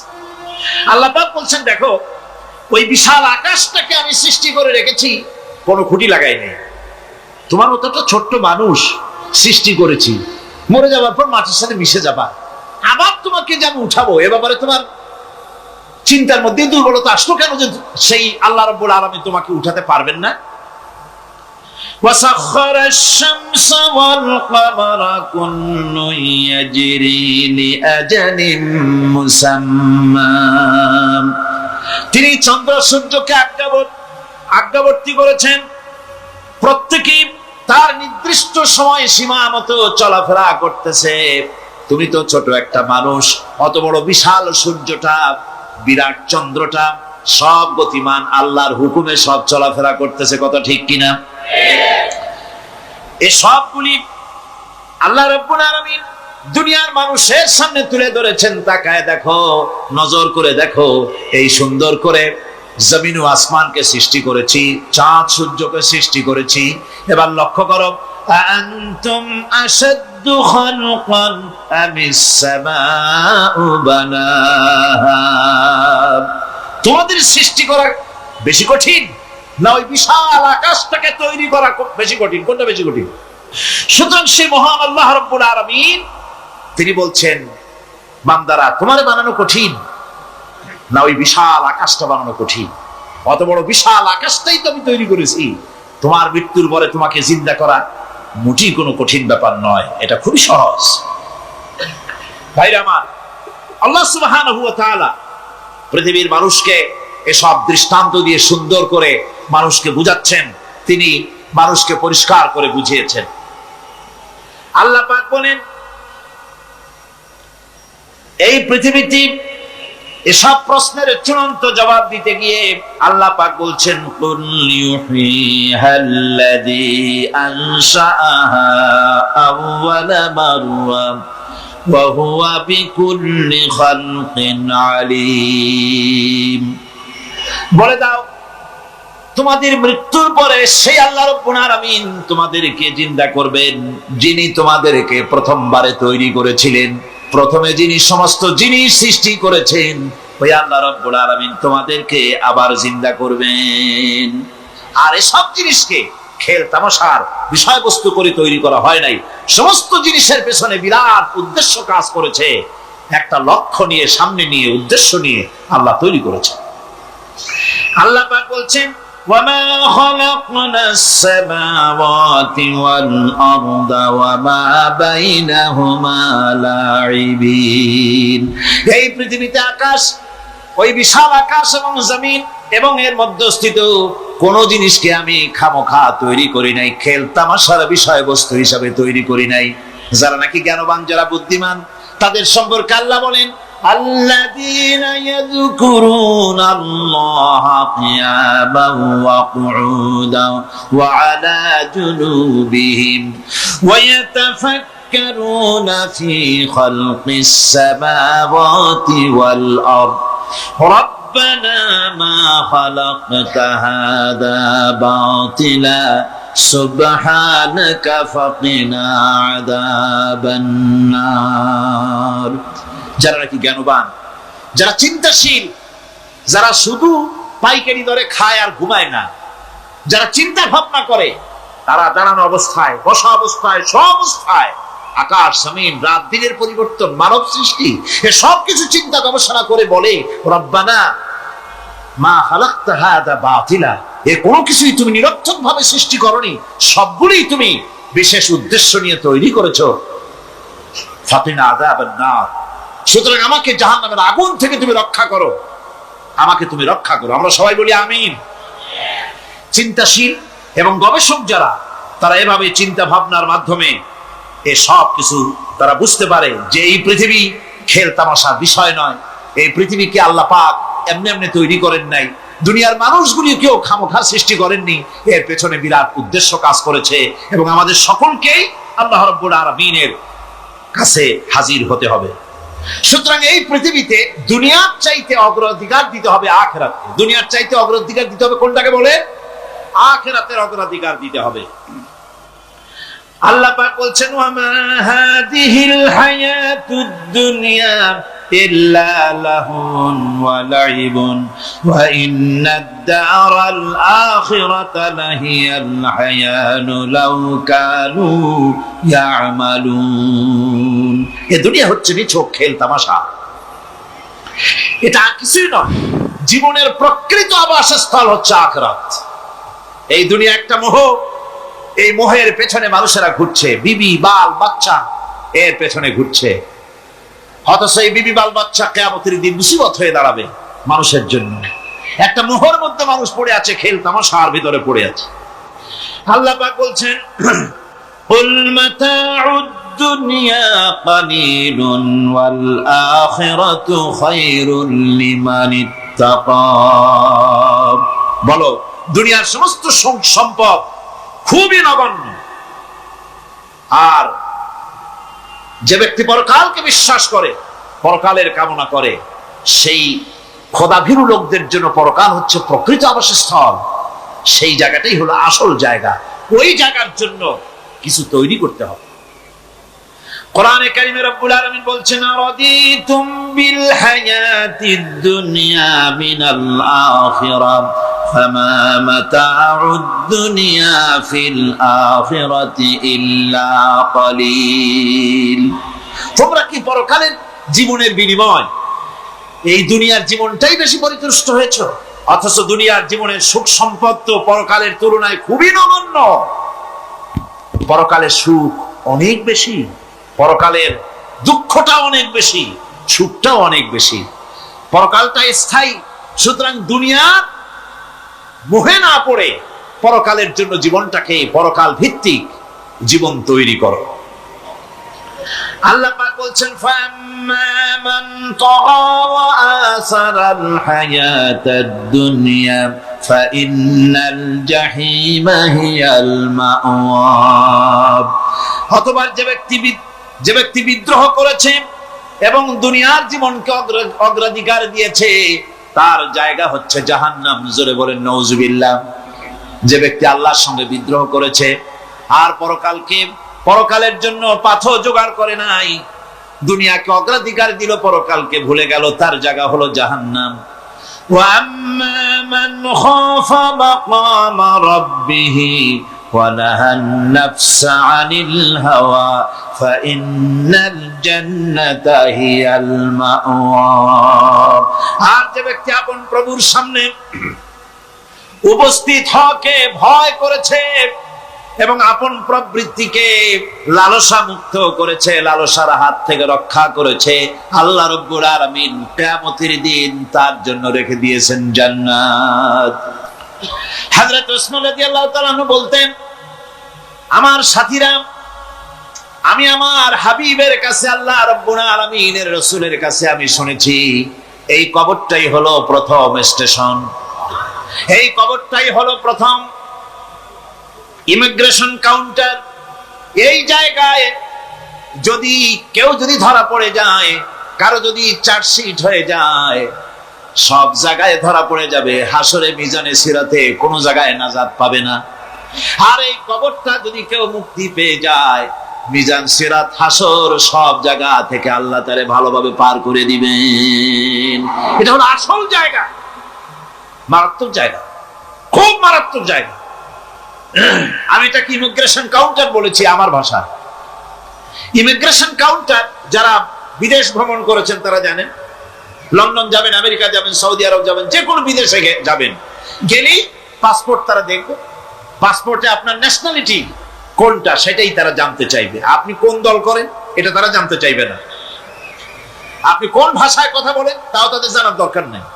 প্রথমেই তারা আপনার ন্যাশনালিটি দেখবে, আপনার আইডেন্টিটি কি তারা জানতে চাইবে। তারপরে যদি স্যাটিসফ্যাক্টরি হয়, আপনাকে ভিসা দিয়ে ভেতরে ঢোকবার ব্যবস্থা করে দেবে। আর যদি তারা স্যাটিসফাইড না হয়, তাহলে আপনাকে মেহমানখানায় ঢুকানো হবে গ্রেফতার করে। আপনি আন্দাজ এখানে আসছেন কেন? এই জন্য কবর হচ্ছে এ ধরনের একটি ইমিগ্রেশন কাউন্টার। কবরের ভিতরে মানুষ যখনই রাখা হবে, সঙ্গে সঙ্গে দুজন ফেরেশতা আসবে। কবরের কাছে যারা এসেছিল, দাফন হয়ে যাওয়ার পর এই লোকগুলি 40 কদম যেতে যতক্ষণ লাগে, এর মধ্যেই দুজন ফেরেশতা এসে যাবে, এসে জিজ্ঞেস করবে, মান রব্বুকা, তুমি কোন দল করতে? ওটা তাদের জানার দরকার নেই। চাকরি কিসে করতেন ওটা জানার দরকার নেই। ব্যবসা করতেন না চাকরি করতেন প্রয়োজন নেই। প্রথমেই জিজ্ঞাসা করা হবে ন্যাশনালিটি, প্রথমেই জিজ্ঞাসা করা হবে তার ন্যাশনালিটি সম্পর্কে, তার আইডেন্টিটিটা কি, এবং সেটাকে সত্যায়িত করার জন্য, বোঝার জন্য 3টি প্রশ্ন। প্রথম প্রশ্ন, মান রব্বুকা ওয়া মা দীনুকা ওয়া মান নাবিয়ুকা, তোমার রব কে, তোমার দ্বীন কি, তোমার নবী কে। যদি এই ব্যক্তি বেঈমান হয়, মুনাফিক হয়, সে বলবে হায় হাতা লা আদরি, হায় হাতা লা আদরি, জানি না, আমার রবকে আমি জানি না। তোমার দিন কি, দিন কারে কয় বুঝি না। এরপরে আল্লাহর নবী জনাবে মুহাম্মদ রাসূলুল্লাহ সাল্লাল্লাহু আলাইহি ওয়াসাল্লাম কে দেখানো হবে, বলা হবে মা কুনতা তাকুলু ফি হাদার রাজুল, এই ব্যক্তি সম্পর্কে তোমার ধারণা কি নিকে, বলবে আমি চিনি না। নাউযুবিল্লাহ। বাস, এরপরে তার যা হবার তাই শুরু হয়ে যাবে। আর যদি বান্দাটা মুমিন হয়, প্রশ্ন করা হবে মান রব্বুকা, জবাব দেবে রব্বি আল্লাহ, আমার রব আল্লাহ রাব্বুল আলামিন। ওয়া মা দীনুকা, দীনুনা ইসলাম, আমার দিন হচ্ছে ইসলাম। এরপরে আল্লাহর নবীকে দেখানো হবে। কয়েক রকমের বর্ণনা আছে, কোন বর্ণনায় আছে হুজুরের আকারে দেখানো হবে, অথবা রাসূলকে সরাসরি দেখানো হবে। বলা হবে মা কুনতা তাকুলু ফি হাদার রাজুল, এই লোকটি সম্পর্কে ধারণা কি। মুমিন ব্যক্তি বলবে হাদা নবিয়ুনা মুহাম্মাদুর রাসূলুল্লাহ সাল্লাল্লাহু আলাইহি ওয়াসাল্লাম, ইনি আমার তো সেই নবী মুহাম্মাদুর রাসূলুল্লাহ সাল্লাল্লাহু আলাইহি ওয়াসাল্লাম। আমরা যদি এই রকমের জবাব দিতে পারি, আল্লাহ কবুল করো। সকলে জোরে বলেন আমিন। জবাব হয়ে যাওয়ার পর গায়ব থেকে আওয়াজ আসবে, ফাফরিশু বিল জান্নাতি ওয়ালবিসু বিল জান্নাহ, ও আমার ফেরেশতারা, আমার এই বান্দাকে জান্নাতের পোশাক পরায়া দাও আর কবরটাকে জান্নাতের বিছানা বিছায়া দাও। জান্নাতের পোশাক পরায় দাও, জান্নাতের বিছানা বিছায়া দাও। ইলা মাত্তাবাসারিহি, তার চোখের দৃষ্টি যতদূর যায় কবরটা ততটা প্রশস্ত করে দাও। এরপর বেহেশতের পোশাক পরাইয়া বেহেশতের বিছানা বিছায়া ফেরেশতা বলবে, নুম কানাউমুল উরুস, ঘুমিয়ে যাও। দুলামিয়া যেমন বাসর সজ্জায় নতুন বউ নিয়ে আরামে ঘুমায়, এরকম আরামে ঘুমায় যাও। ইলা ইয়াউমিল কিয়ামা, কিয়ামত পর্যন্ত ঘুমায় থাকবে, আরামে ঘুমিয়ে থাকবে। এরপরে সিংহায় ফুৎকার হবে, সিংহার ফুৎকারের আওয়াজে তার ঘুম ভেঙে যাবে। বলবে, ইয়া ওয়াইলানা মান বা'আসানা মিন মারকাদিনা, হায় আফসোস, আমার এত আরামের ঘুম থেকে কে আমাকে জাগ্রত করলো, আমার ঘুমটারে নষ্ট করলো কে? আওয়াজ আসবে, হাদা মা ওয়াদার রহমান ওয়া সাদাকাল মুরসালুন, এটা হচ্ছে রহমানের সেই ওয়াদা, আর মুরসালিনরা নবীরা সত্য কথাই বলেছিলেন, সেই কিয়ামত অনুষ্ঠিত হচ্ছে। আমার বন্ধুগণ, সেজন্য এই দুনিয়ার মোহে পড়ে থাকলে পরে দুনিয়ায় যারা অগ্রাধিকার দিবে দুনিয়াকে পরকালের তুলনায়, জবাব দিতে পারবে না কবরের ভিতরে গিয়া। আর যারা পরকালকে অগ্রাধিকার দিবে, দুনিয়ার চাইতে পরকালকে বেশি অগ্রাধিকার দেবে, আর আল্লাহর ভয় কলিজার ভিতরে রাখবে, কবরের জবাব সঠিকভাবে দিতে পারবে, কিয়ামতের দিন আল্লাহ রাব্বুল আলামিন তাদের জন্য জান্নাত দান করবেন। জোরে বলেন আমিন। হযরত ইবনে কাইয়্যিম তিনি বলছেন, সুন্দর করে বলছেন দুনিয়া সম্পর্কে, মা মাদা ফিদ দুনিয়া আহলামুন ওয়া মা বাকিয়া মিনহা আমানি ওয়াল ওয়াক্তু বাইনাহুমা দাইউন। মা মাদা ফিদ দুনিয়া আহলামুন, জীবনের যে অংশ ফেলে এসেছি সেটা আজ একটা স্বপ্ন। ওয়া মা বাকিয়া মিনহা আমানি, আর জীবনের যে অংশ সামনে বাকি আছে সেটা এখন একটা আকাঙ্ক্ষা। ওয়াল ওয়াক্তু বাইনাহুমা দাইউন, আর এর মাঝখান থেকে সময় সব চলে যাচ্ছে। কত বড় কথা চিন্তা করেছেন? জীবনের যে অংশ ফেলে এসেছি তা আজকে স্বপ্ন, তা আজ কি বলে? স্বপ্ন। আর সামনে যা আছে সেটা আকাঙ্ক্ষা, আর মাঝখান থেকে সময় সব চলে যাচ্ছে। এরপরে তিনি বলছেন, وَمَنْ يَسْعَ فِي الدُّنْيَا يَكُنْ مِثْلَ قَابِضٍ عَلَى الْمَاءِ خَالَتْهُ فُرُوجُ الْأَصَابِعِ। দুনিয়াদারের অবস্থা হচ্ছে, কেউ যদি দুই হাতে পানি খামসায় ধরে, দুই হাতে কি ধরছে বলে? দুই হাতে পানি খামসায় ধরেছে, খুব মজবুত করে ধরেছে, দুই মুঠ পানি, বলেন থাকবে কতটুকু? কতটুকু থাকবে? এক ফোঁটাও থাকবে না, কারণ তার আঙ্গুলের ফাঁক তার সাথে খেয়ানত করবে, আঙ্গুলের ফাঁক দিয়া পানিগুলি সব বেরিয়ে চলে যাবে। সুতরাং দুনিয়া যারা চায় তারা ঠিক পানি খামসায় ধরলে পানি যেমন হাতের ভেতর থেকে খেয়ানত করে চলে যায়, যারা দুনিয়া চায় দুনিয়াও তাদেরকে এভাবে ফাঁকি দিয়ে চলে যায়। তবুও দুনিয়ার মায়া মানুষের এত বেশি। আল্লাহর নবী বলেন, লাউ কানা লি ইবনি আদম ওয়াদিন মিন যাহাবিন লাহাব্বা ইয়াকুনা লাহু সানিন, এই পৃথিবীতে যদি কাউকে একটা মাঠ ভরে যদি সোনা দেওয়া যায়, লোকটা বলবে, রব্বুল আলামিন, আমি যদি আরেকটা মাঠ এরকম সোনা ভরা পেতাম। দ্বিতীয় আয়াতুল কুরসি, এই আয়াতটি আয়াতুল কুরসি হিসেবে পরিচিত। কি নামে পরিচিত? আয়াতুল কুরসি। এখানে মহান আল্লাহ পাকের এমন সব পূর্ণাঙ্গ পরিচিতি পেশ করা হয়েছে যার নজির গোটা কোরআন শরীফে নাই। সুবহানাল্লাহ। তাই হাদিস শরীফে এই আয়াতটিকে শ্রেষ্ঠ আয়াত বলা হয়েছে। কোরআন শরীফের কি আয়াত? শ্রেষ্ঠ আয়াত বলা হয়েছে। আমরা প্রত্যেকটি ফরজ নামাজের পরে এই আয়াতে কারিমা পড়ে থাকি, ঠিক কিনা বলে? আল্লাহ বলেন, প্রত্যেক ফরজ নামাজের পরে আয়াতুল কুরসি যে ব্যক্তি পাঠ করবে, কিয়ামতের দিন আল্লাহ রাব্বুল আলামিন ওই ব্যক্তির ব্যাপারে সিদ্ধান্ত নেবেন, আল্লাহ তাকে জান্নাত দান করে দিবেন। হতে পারে এবার আপনারা কেউ করতে পারেন, বাস ওয়াজ আর না শুনলে চলবে, আয়াতুল কুরসি পড়বো আর জান্নাতে চলে যাব। না, বিষয়টা এমন নয়। বিষয়টা হচ্ছে এই আয়াতুল কুরসির মধ্যে এমন কিছু কথা আছে যা বুঝে যদি পড়ে আর আমল করে, আল্লাহ পাক কিয়ামতের সিদ্ধান্ত নেবেন, জান্নাত দিয়ে দিবেন। সুবহানাল্লাহ, বলেন সুবহানাল্লাহ। এর কারণ হলো আয়াতুল কুরসির মধ্যে আল্লাহ পাক সার্বভৌমত্বের কথা বলেছেন। আজ আমরা স্লোগান দেই সব সমস্যার সমাধান। ও মাশাআল্লাহ, চট্টগ্রামের সবাই বোধহয় এই পরিচিত স্লোগানটা জানেন না। জবাব তো আপনারা জবাব দিতে পারলেন না কেন? সব সমস্যার সমাধান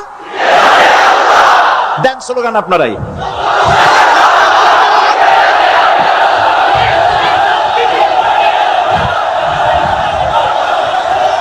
এটা শুধু স্লোগান নয়, সব সমস্যার সমাধান দিতে পারে আল কোরআন। এটা শুধু স্লোগান নয়, এটাই বাস্তবতা, এটাই বাস্তব সত্য। আয়াতুল কুরসির মধ্যে রয়েছে একটি জটিল সমস্যার সমাধান, যাকে সহজ কথায় বলা যায় গদি সমস্যার সমাধান। কুরসি মানে হলো গদি। আজকাল গদি নিয়ে কি হচ্ছে টের পাচ্ছে না ভাই? এই গদি নিয়ে টানাটানি হচ্ছে পৃথিবীর সর্বত্র। সার্বভৌমত্বের মালিক কে হবে? এটা তো আপনারা বলতেছেন, কিন্তু যারা কোরআন জানে না তারা বলে সার্বভৌমত্বের মালিক জনগণ। দেখেন না, ওরা বলে সকল ক্ষমতার উৎস জনগণ। তারা বলে, নেতা নেত্রীরা বলেন সকল ক্ষমতার উৎস, বল না কেন উৎস জনগণ।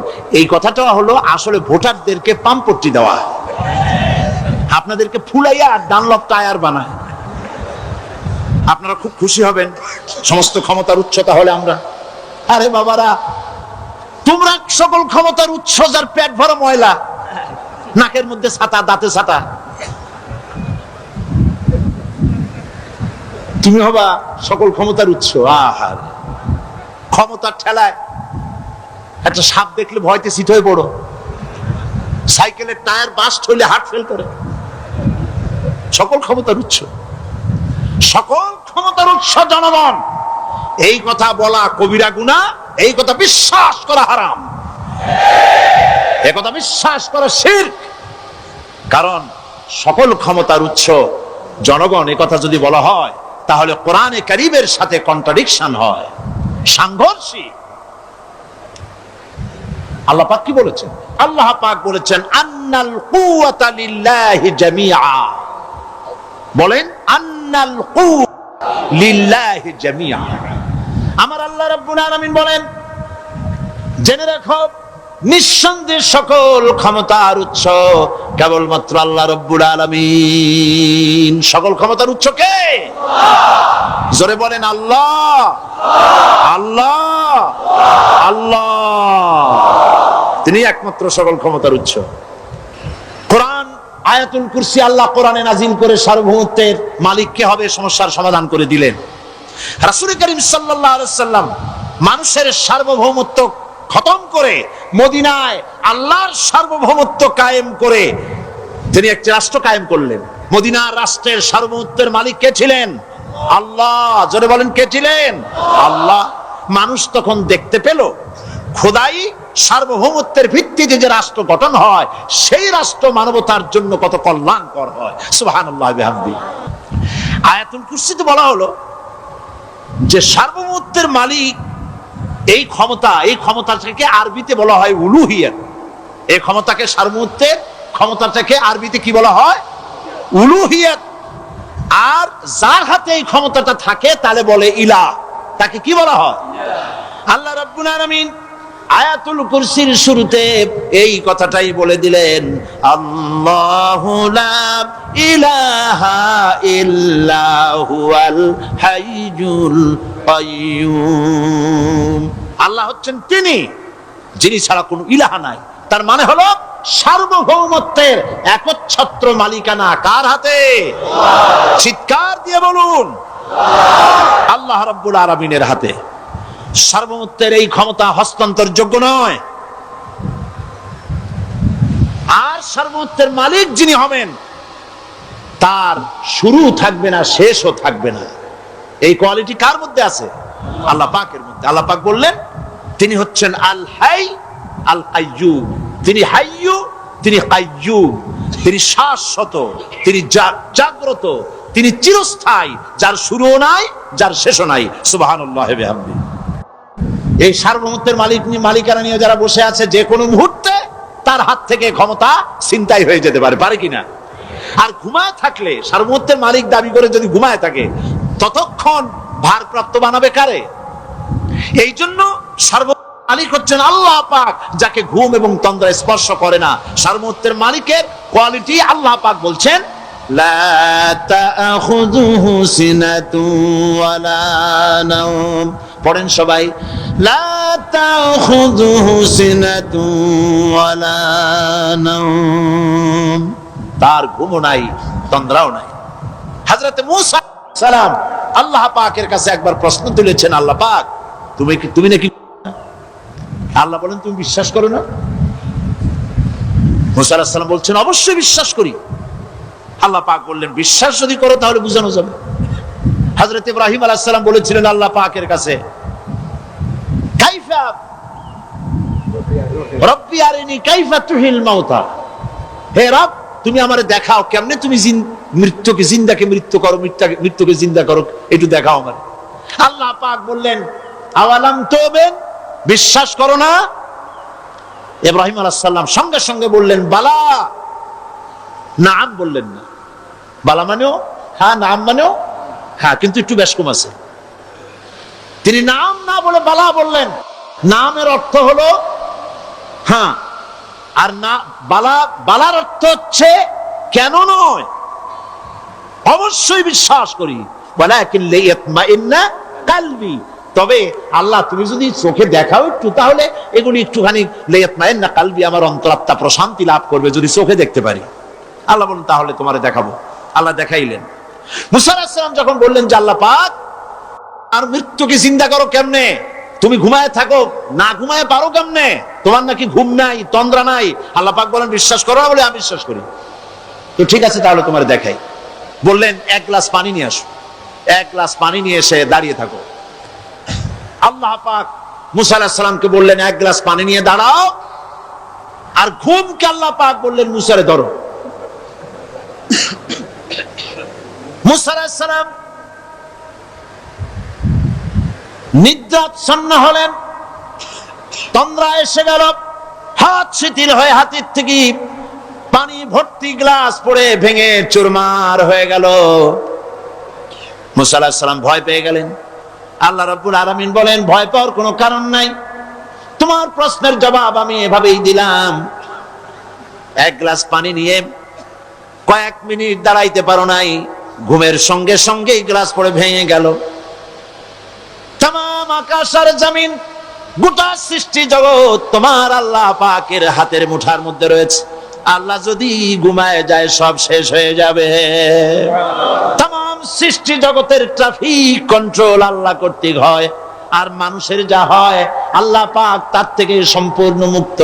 আল্লাহ পাকের ঘুম নাই, তন্দ্রাও নাই। লা তাখুযুহু সিনাতুন ওয়ালা নাওম। ঘুমও নাই, তন্দ্রাও নাই। আল্লাহ পাক সমস্ত রকমের মানবীয় কোয়ালিটি থেকে, গুণ থেকে মুক্ত, মুবাররা, পবিত্র। আল্লাহ রাব্বুল আলামিন সার্বভৌমত্বের একচ্ছত্র মালিক হচ্ছেন আল্লাহ পাক। তিনি ছাড়া কোনো ইলাহ নাই। তিনি পরিষ্কার করে বলছেন আল্লাহু লা ইলাহা ইল্লা হুয়াল হাইয়ুল কাইয়্যুম। সবাই পড়েন আল্লাহু লা ইলাহা ইল্লা হুয়াল হাইয়ুল কাইয়্যুম। আল্লাহ হচ্ছেন সার্বভৌমত্বের মালিক, তিনি ছাড়া কোনো ইলাহ নাই। এমন একটি আয়াত তাফসীরের জন্য আল্লাহ এনে দিয়েছেন, যেই আয়াতটি বুঝলে পরে দুনিয়াও শান্তি, আখিরাতেও শান্তি। গদি সমস্যার সমাধান হবে, সব সমস্যার সমাধান হবে। আয়াতুল কুরসি এমন আয়াত যা তেলাওয়াত করলে, বুঝলে, আমল করলে কিয়ামতের দিন আল্লাহ পাক তার সম্পর্কে সিদ্ধান্ত নেবেন, জান্নাত দিয়ে দিবেন। সুবহানাল্লাহ। আউযু বিল্লাহি মিনাশ শাইতানির রাজীম। বিসমিল্লাহির রাহমানির রহিম। প্রত্যেক অক্ষরে অক্ষরে 10 করে নেকি এখন আমাদের নামায় আমলে লেখা হচ্ছে। সুবহানাল্লাহ। গলা ছেড়ে দিয়ে সবাই পড়েন আমার সাথে, আল্লাহু লা ইলাহা ইল্লা হুয়াল হাইয়ুল কাইয়্যুম লা তাখুযুহু সিনাতুন ওয়ালা নাওম লাহু মা ফিস সামাওয়াতি ওয়া মা ফিল আরদ من ذا الذي يشفع عنده إلا بإذنه يعلم ما بين أيديهم وما خلفهم ولا يحيطون بشيء من علمه إلا بما شاء وسع كرسيه السماوات والأرض ولا يؤوده حفظهما وهو العلي العظيم صدق الله العظيم। আয়াতুল কুরসি হচ্ছে কোরআন শরীফের সর্বশ্রেষ্ঠ আয়াত। সুবহানাল্লাহ। রাসূল বলেছেন আয়াতুল কুরসি হচ্ছে কোরআনে কারীমের সর্বশ্রেষ্ঠ আয়াত। এবং আল্লাহ পাকের তাওহীদের ব্যাপারে, সার্বভৌমত্বের ব্যাপারে এত বিস্তারিত অল্পের মধ্যে আর অন্য কোন আয়াতের মধ্যে ভাবে আসে নাই। এই জন্য আয়াতুল কুরসির এত মর্যাদা। কালকে আরো একটি হাদিস শুনেছিলাম, বোধহয় নিশ্চয়ই আপনাদের মনে আছে, প্রত্যেক ফরজ নামাজের পরে আয়াতুল কুরসি যে একবার পড়বে, তেলাওয়াত করবে, কিয়ামতের দিন আল্লাহ পাক তার সম্পর্কে সিদ্ধান্ত নেবেন, তাকে জান্নাত দিয়ে দিবেন। সুবহানাল্লাহ কইতে ইচ্ছে করলো না? আলহামদুলিল্লাহ বলবেন না? তার অর্থ হলো এই আয়াতুল কুরসি যদি মানুষ পড়ে আর বোঝে আর ওই অনুযায়ী যদি আকীদা তৈরি হয়, জীবন তৈরি হয়, তার জীবন জান্নাতের জন্য তৈরি হয়ে যায়। গতকাল আল্লাহ পাকের সার্বভৌমত্বের কথা আমরা আলোচনা করেছিলাম। আলোচনা করব আল্লাহ পাকের পরিচয়। আল্লাহ পাক তিনি কে? আমরা বলি আল্লাহ। আমরা কি বলি? বলেন সবাই, কি বলি? আমি অনেকবার আপনাদেরকে এই কথাটা বলেছি, বোধহয় নিশ্চয়ই মনে আছে। আল্লাহ এই উচ্চারণটা আমাদের অনেকের হয় না, কেউ বলে না আল্লাহ। আল্লাহ পাকের উচ্চারণটা হচ্ছে, আল্লাহ পাকের নামকরণ হচ্ছে আল্লাহ।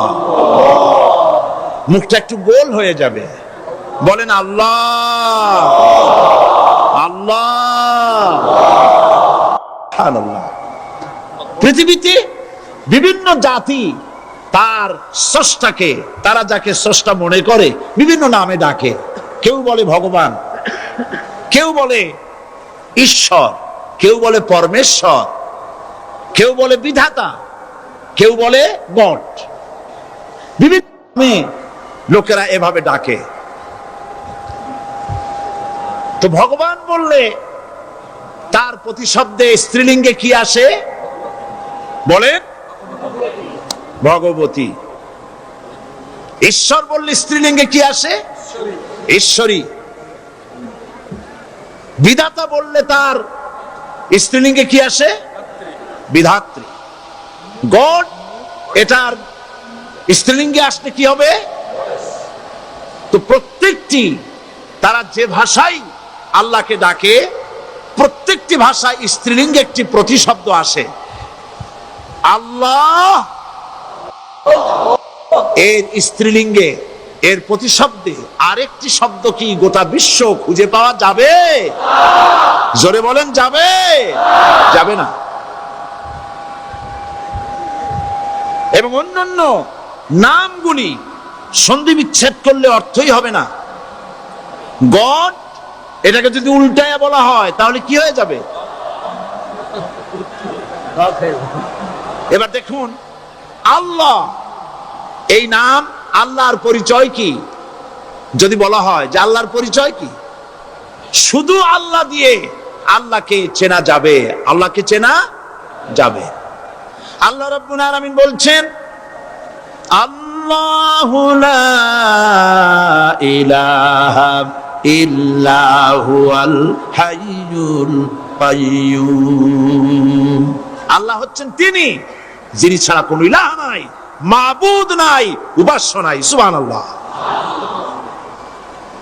এখন আল্লাহর যদি প্রথম একটা অক্ষর আলিফ ছেড়ে দেওয়া হয় তাহলে থাকবে কি?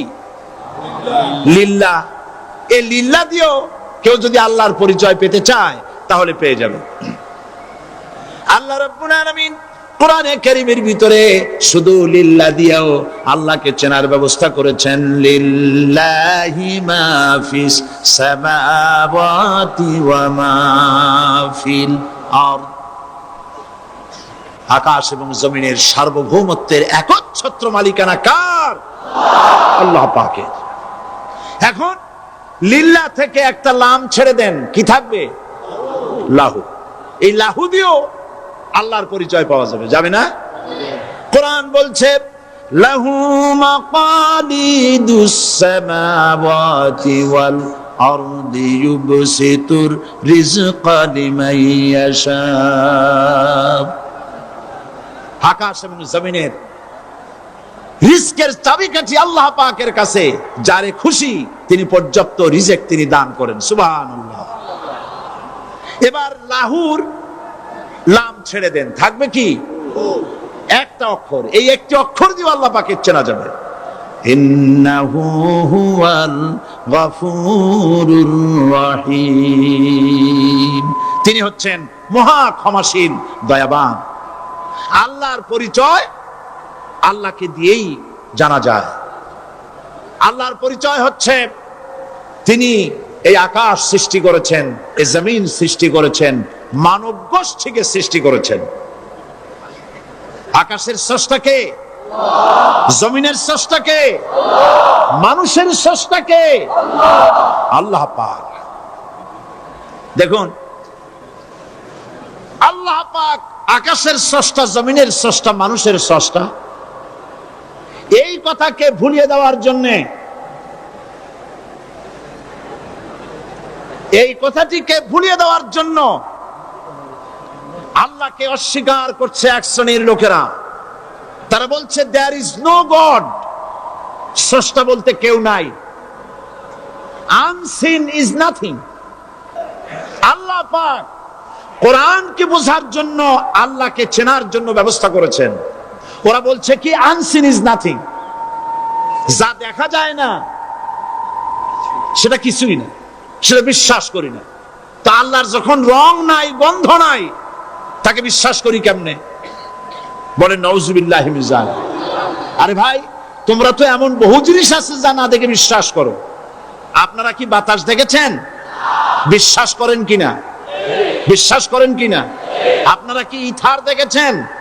বিশ্বাস করেন কিনা? ফুলের গন্ধ দেখেছেন কিন্তু বিশ্বাস করেন কিনা? মাধ্যাকর্ষণ শক্তি, ল অফ গ্রাভিটেশন আপনারা চোখে দেখেছেন? বিশ্বাস করেন কিনা? অনেক জিনিস এমন আছে যা আমরা চোখে দেখি না কিন্তু বিশ্বাস করি। হযরত ইমাম আবু হানিফা রাহমাতুল্লাহ আলাইহির সাথে এক নাস্তিকের বহস হবে। স্থান এবং তারিখ নির্ধারণ করা হলো। ইমাম সাহেব দেরি করে আসলেন। নাস্তিক বলছে, আমি আপনার সঙ্গে কোনো বিতর্কে যেতে চাই না, কারণ আপনি ওয়াদা রক্ষা করতে পারেন নাই, নির্ধারিত সময় অন্তত 3 ঘন্টা পরে এসেছেন। তিনি বললেন, আমি কেন দেরি করলাম সেটা তো তুমি জিজ্ঞেস করবে। আচ্ছা বলেন কেন দেরি করেছেন? তিনি বললেন, দেখো, এই জায়গায় আসার পথে একটা নদী বেঁধেছিল, তা কি করে? আমার কাছে পারাপারের কোনো বন্দোবস্ত ছিল না। এক পর্যায়ে হতাশ হয়ে গেলাম, আমার বোধহয় যাওয়াই হবে না। শেষ পর্যন্ত আমি দেখতে পেলাম হঠাৎ করে আমার পাশে একটা ফলের বীজ পড়লো, তা দিয়ে একটা গাছ অঙ্কুরিত হলো। দেখটি না দেখ গাছটা একটা ময়ূর হয়ে পরিণত হয়ে গেল। কই থেকে একটা করাতে সে গাছটা কেটে ফেলে দিল। ফটাফট কতগুলি তক্তা বেরিয়ে আসলো, কোথার থেকে একটা হাতুড়ি আর কতগুলি লোহা এসে ঠাস ঠাস করে বাড়ি লেগে একটা কিস্তি তৈরি হয়ে গেল। কিস্তিটা ধাপায় পড়লো নদীতে, আমি লাফ দিয়ে উঠলাম, তাই দেরি হলো। নাস্তিক বলছে, আপনার সাথে আমি জানছিলাম যে আপনি অত্যন্ত বুদ্ধিমান মানুষ, কিন্তু যে ঘটনা শুনাইলেন আপনার স্ক্রু একটাও টাইট আছে বলে মনে হয় না, আপনার সাথে আর কোনো বহস নয়। তিনি বললেন, কেন? কয় বহস না, আপনি বলছেন যে এইরকম একটা গাছ চারা হয়ে গেল, সাথে সাথে বিনা মিস্ত্রিতে গাছটা কাটলো, তারপরে এটা দিয়ে তক্তা হলো, লোহা আসলো, হাতুড়ি হইলো, বিনা মিস্ত্রিতে কিস্তি তৈরি হয়ে গেল, নৌকা এটা পড়লো নদীতে, আর বিনা মাঝিতে আপনি পার হয়ে আসলেন। এটা কি আদৌ সম্ভব? ইমাম আবু হানিফা রাহমাতুল্লাহ আলাইহি বলছেন, তোমার সাথে আমি কোনো কিতাব দিয়ে ঝগড়া করব না, কোনো কিতাব দিয়ে আমি তোমার সাথে বহস করব না। এই একটি দৃষ্টান্ত তোমার জন্য যথেষ্ট। একটা মিস্ত্রি ছাড়া যদি একটা কিস্তি তৈরি না হতে পারে, একটা গাছ কেটে তক্তা যদি না হতে পারে, এই বিশাল আকাশ, এই বিশাল জমিন, আর তোমার মতো এরকম একটা সুন্দর মানুষ বিনা মিস্ত্রিতে বিনা স্রষ্টায় তৈরি হলো কেমনে? এক কথায় নাস্তিক বলছে আমার জীবনের ভুল ধরা পড়ল। নাস্তিক বলছে জীবনের ভুল ধরা পড়েছে, আমি মুসলমান হয়ে গেলাম। লা ইলাহা ইল্লাল্লাহু মুহাম্মাদুর রাসূলুল্লাহ। জোরে পড়েন, লা ইলাহা লা ইলাহা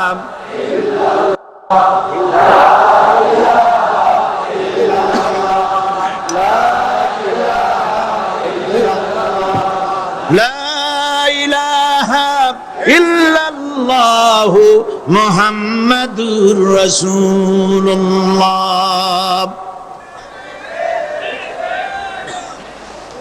আল্লাহ পাক বলছেন, আমি আদম, আমি দাউদ এবং সুলাইমানকে জ্ঞান দান করেছি, ইব্রাহিমকে জ্ঞান দান করেছি। কোরআন শরীফের বহু জায়গায় শুধু জ্ঞানের কথাই বলা হয়েছে। সুবহানাল্লাহ। সুতরাং বুদ্ধিজীবী, এই বুদ্ধিজীবীরা তারা আসল জ্ঞানটা নাই। আসল জ্ঞান কোনটা বলেন? কোনটা? ডক্টর শহীদুল্লাহ মরহুম, আমি অনেকবার বলেছি তার কথা, তাকে জান্নাতুল ফেরদাউস নসিব করুন, বলেন আমিন। ডক্টর শহীদুল্লাহ মরহুম বলতেন তার লোকদেরকে যে তোমরা বিদেশ থেকে অনেক ডিগ্রি নামের আগে আনতে পারো, তোমরা পণ্ডিত, একথা আমি স্বীকার করি, কিন্তু কোরআন শরীফের জ্ঞান যদি না থাকে তাহলে পণ্ডিতের আগে আর একটা শব্দ বসবে, মূর্খ পণ্ডিত। কোরআনের জ্ঞান পাণ্ডিত্যকে পরিপূর্ণ করে দেয়, কারণ ওয়ামা উতীতুম মিনাল ইলমি ইল্লা কালিলা। সুবহানাল্লাহ। আল্লাহ পাক বলছেন তোমাদেরকে সামান্যতম জ্ঞান দান করেছি। কতটুকুন জ্ঞান? কতটুকুন? সামান্যতম জ্ঞান দান করেছি। সুতরাং আল্লাহ পাক কোরআনের মধ্যে তার নিজের পরিচয় ছোট্ট একটি সূরার মধ্যে ব্যাপক আকারে বলে দিয়েছেন। কি? কুল হুয়াল্লাহু আহাদ। সবাই পড়েন আমার সাথে, কুল হুয়াল্লাহু আহাদ আল্লাহুস সামাদ লাম ইয়ালিদ ওয়া লাম ইউলাদ ওয়া লাম ইয়াকুল লাহু কুফুয়ান আহাদ। আল্লাহ পাক বলেন আল্লাহ এক এবং একক, তিনি কারো মুখাপেক্ষী নন, তিনি কাউকে জন্ম দেন নাই, তাকেও কেউ জন্ম দেয়নি। আকাশ আর জমিনে আল্লাহর সমকক্ষ কেউ নাই। সুবহানাল্লাহ। তাকে কেউ জন্ম দেয়নি, তিনিও কাউকে জন্ম দেননি। তিনি এক, তিনি ছিলেন, তিনি আছেন, তিনি থাকবেন। তার শুরুও নাই, তার শেষও নাই। সুবহানাল্লাহ। এই আল্লাহ রাব্বুল আলামিন তার পরিচয় আয়াতুল কুরসি সার্বভৌমত্বের পরিচয় দিয়েছে, আল্লাহর পরিচয় দিয়েছে। আল্লাহ তিনি খালিক, মানব সৃষ্টির এবং পৃথিবীর সৃষ্টির ইতিহাস ঘাটলে মানুষের যদি কিসমত ভালো থাকে, তাহলে আল্লাহর সান্নিধ্য, আল্লাহর অস্তিত্ব সম্পর্কে জ্ঞান তাকে আল্লাহ পাক দান করে দেন। সুবহানাল্লাহ। পৃথিবীর সৃষ্টির ব্যাপারে বুদ্ধিজীবীরা কি বলছেন দেখুন। পৃথিবীর সৃষ্টির ব্যাপারে বিজ্ঞানীরা বলছেন যে এই পৃথিবী এরকম ছিল না। তো কি রকম ছিল? এইটা সূর্যের পাশ থেকে একটা উজ্জ্বল শক্তিশালী জ্যোতিষ্ক দারুণ ফোর্স নিয়ে যাচ্ছিল। সেই ফোর্স সহ্য করতে না পেরে সূর্যের একটি দুর্বলতম অংশ সূর্য থেকে ছিটকে মহাশূন্যে পড়ে গেল, আর ঘুরতে ঘুরতে এই পৃথিবীর অস্তিত্ব লাভ করলো। বিজ্ঞানের এই কথা যদি বিশ্বাস করতে হয়, তাহলে আমাকে বলতে হয় এখন তো মানুষেরা আর পৃথিবীতে ধরছে না, ঠিক কিনা? কথা বলছেন না কেন? মানুষ পৃথিবীতে এখন ধরতেছে। বিভিন্ন দেশ খালি বলতেছে মানুষ কমাও, সন্তান কমাও, বিভিন্ন পদ্ধতি গ্রহণ করো, আর মানুষ বাড়ায়ও না। আল্লাহ পাক বলছে আল্লাহু লা ইলাহা ইল্লা হুয়াল হাইয়ুল কাইয়্যুম। আল্লাহ হচ্ছেন তিনি যিনি ছাড়া কোনো ইলাহ নাই। লা ইলাহা ইল্লাহু, তিনি ছাড়া কোনো ইলাহ নাই, সার্বভৌমত্বের মালিক কেউ নাই। এই যে লা ইলাহা, কোনো ইলাহ নাই, আমরা কালেমার মধ্যে এই কথাটা বলি। আমাদের কালেমায়ে তাইয়্যিবা আমরা কি উচ্চারণ করি?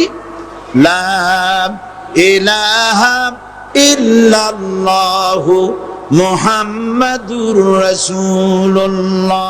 জোরে পড়েন লা ইলাহা ইল্লাল্লাহু, লা ইলাহা ইল্লাল্লাহু মুহাম্মাদুর রাসূলুল্লাহ। লা ইলাহা, কোনো ইলাহ নাই, এই দাওয়াত দিয়েছেন দুনিয়ার সমস্ত পয়গম্বর। এটা কি শুধু রাসূলুল্লাহর দাওয়াত ছিল? সমস্ত নবীদের স্লোগান ছিল একটা। সমস্ত নবীদের স্লোগান ছিল কয়টা? সবাই বলুন, কি সেই স্লোগান? লা ইলাহা ইল্লাল্লাহ। কোরআন শরীফের ভিতরে ইলাহ শব্দ 147 বার এসেছে।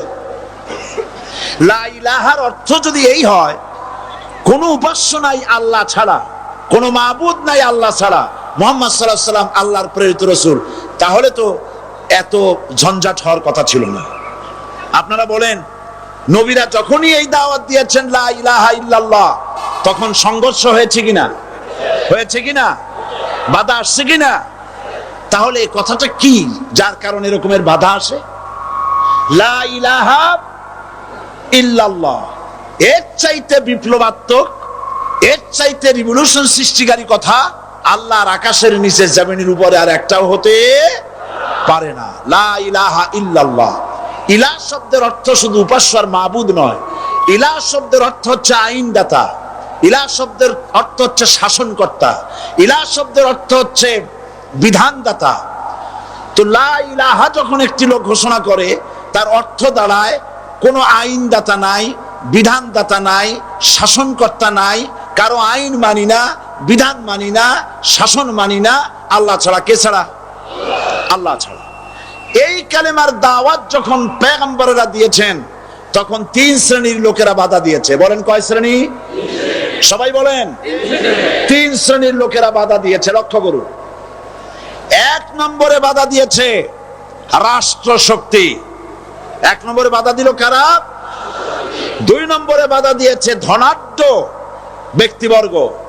3 নম্বরে বাধা দিয়েছে যারা কায়েমি স্বার্থবাদী ধর্মীয় শক্তি। এই 3টি শ্রেণী সমস্ত নবীদেরকে বাধা দিয়েছে। সেই বাধা অতীতে যারা দিত, এখন আর দেয় না নাকি? এখনো দেয়। দেখুন, এই কালেমার দাওয়াত হযরতে মূসা আলাইহিস সালামকে যেদিন আল্লাহ পাক প্রথম ওহী দিলেন, এই দাওয়াত শুধু রাসূল দেন নাই, আল্লাহ পাক বলছেন প্রত্যেক নবী তার জাতিকে এই দাওয়াত দিয়েছেন। কি? আল্লাহ রাব্বুল আলামিন বলেন, সকল নবী তার কওমকেই বলে দাওয়াত দিয়েছেন, ইয়া কওমি ইবুদুল্লাহ মা লাকুম মিন ইলাহিন গায়রু। হে সম্প্রদায়, আল্লাহ ছাড়া কোনো ইলাহ নাই, তার ইবাদত করো, তারই দাসত্ব করো, তার গোলামি করো। আল্লাহ পাক মুসা আলাইহিস সালামকে যখন নবুয়ত দিলেন, প্রথম যে হই এলো, প্রথম ওহীটাই ছিল ইন্নানি আনাল্লাহ লা ইলাহা ইল্লা আনা ফা'বুদনি ওয়া আকিমিস সালাতা লিযিকরি।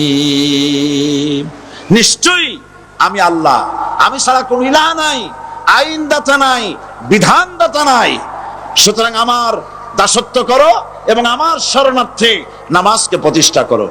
মুসা আলাইহিস সালামকে আল্লাহ পাক ওহী দিয়ে তাকে পাঠালেন। কোথায় পাঠালেন? আল্লাহ পাক বলেন, ইযহাব ইলা ফিরআউনা ইন্নাহু তাগা।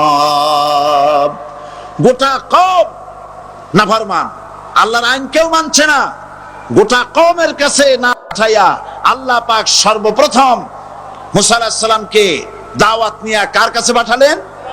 ফেরাউনের কাছে। কারণ ফেরাউন হচ্ছে রাষ্ট্রশাসক। ফেরাউন কি? রাষ্ট্রশাসক।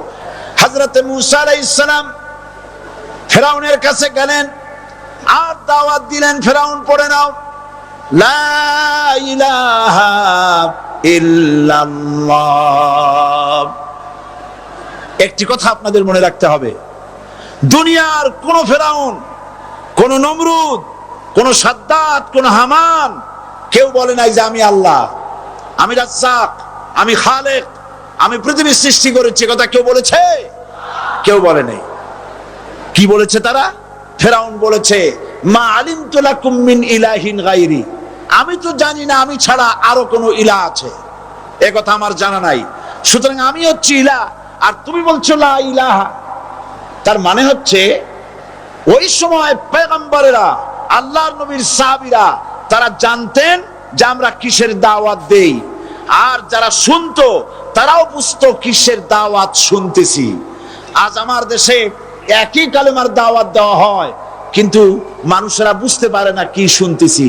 ভাষা জানার ব্যাপারে, বোঝার ব্যাপারে হলো আসল বিষয়। এটা বুঝাতে গিয়ে আমি মাঝে মধ্যে একটা দৃষ্টান্ত দেই এভাবে। একজনের একটা রেশনের দোকান ছিল, সেই দোকানে তার একটা ময়না পাখি ছিল। আর ময়না পাখিকে কথা শেখানো যায়, সেটা তো আপনারা জানেন। জি, ময়নাকে শিখাইছে যে লাইন করুন, এক এক করে আসুন। ময়না এই কথা শিখেছে। সকালবেলায় যখন রেশনের দোকানে ভিড় পড়ে গেছে, তখন ওই পাখি খাঁচার মধ্যে বসে বলছে লাইন করুন, এক এক করে আসুন।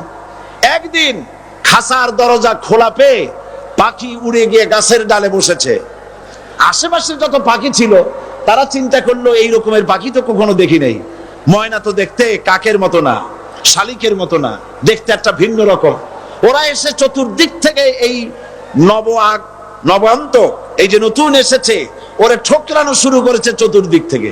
ঠোকরানি খেয়ে ময়না বলতেছে লাইন করুন, এক এক করে আসুন। এখন ময়না তো বোঝে না যে কি বলতেছি, আর যে পাখিরা ঠোকরাচ্ছে তারাও তো বোঝে না যে কি শুনতেছি।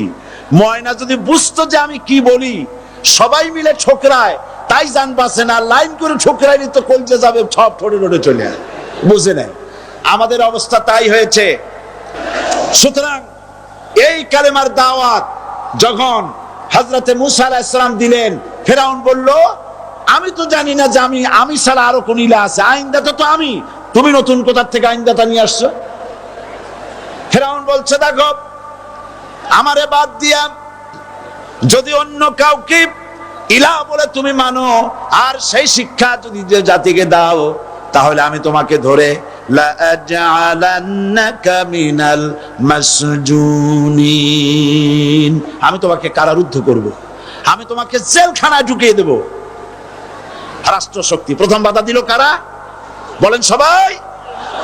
সেই বাধা কি ওখানে শেষ হয়েছে না এখনো আছে?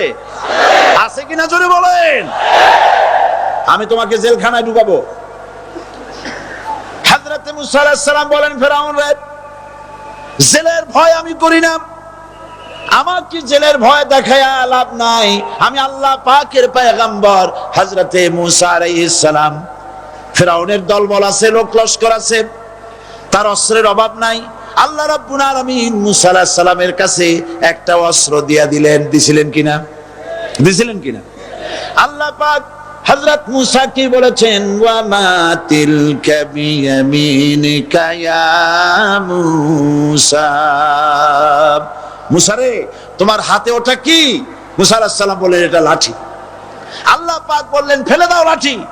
লাঠি ফালায় দিলেন, কি হয়ে গেল? হিয়া হাইয়াতুন তাসআ, লাঠি হয়ে গেল। এখন লাঠি পড়ে সাপ হয়ে গেল। সাপ দেখে নবী হোক, ওলি হোক, সাহাবী হোক আর আলেম হোক, সাপ দেখলে ভয় করে না মানুষের?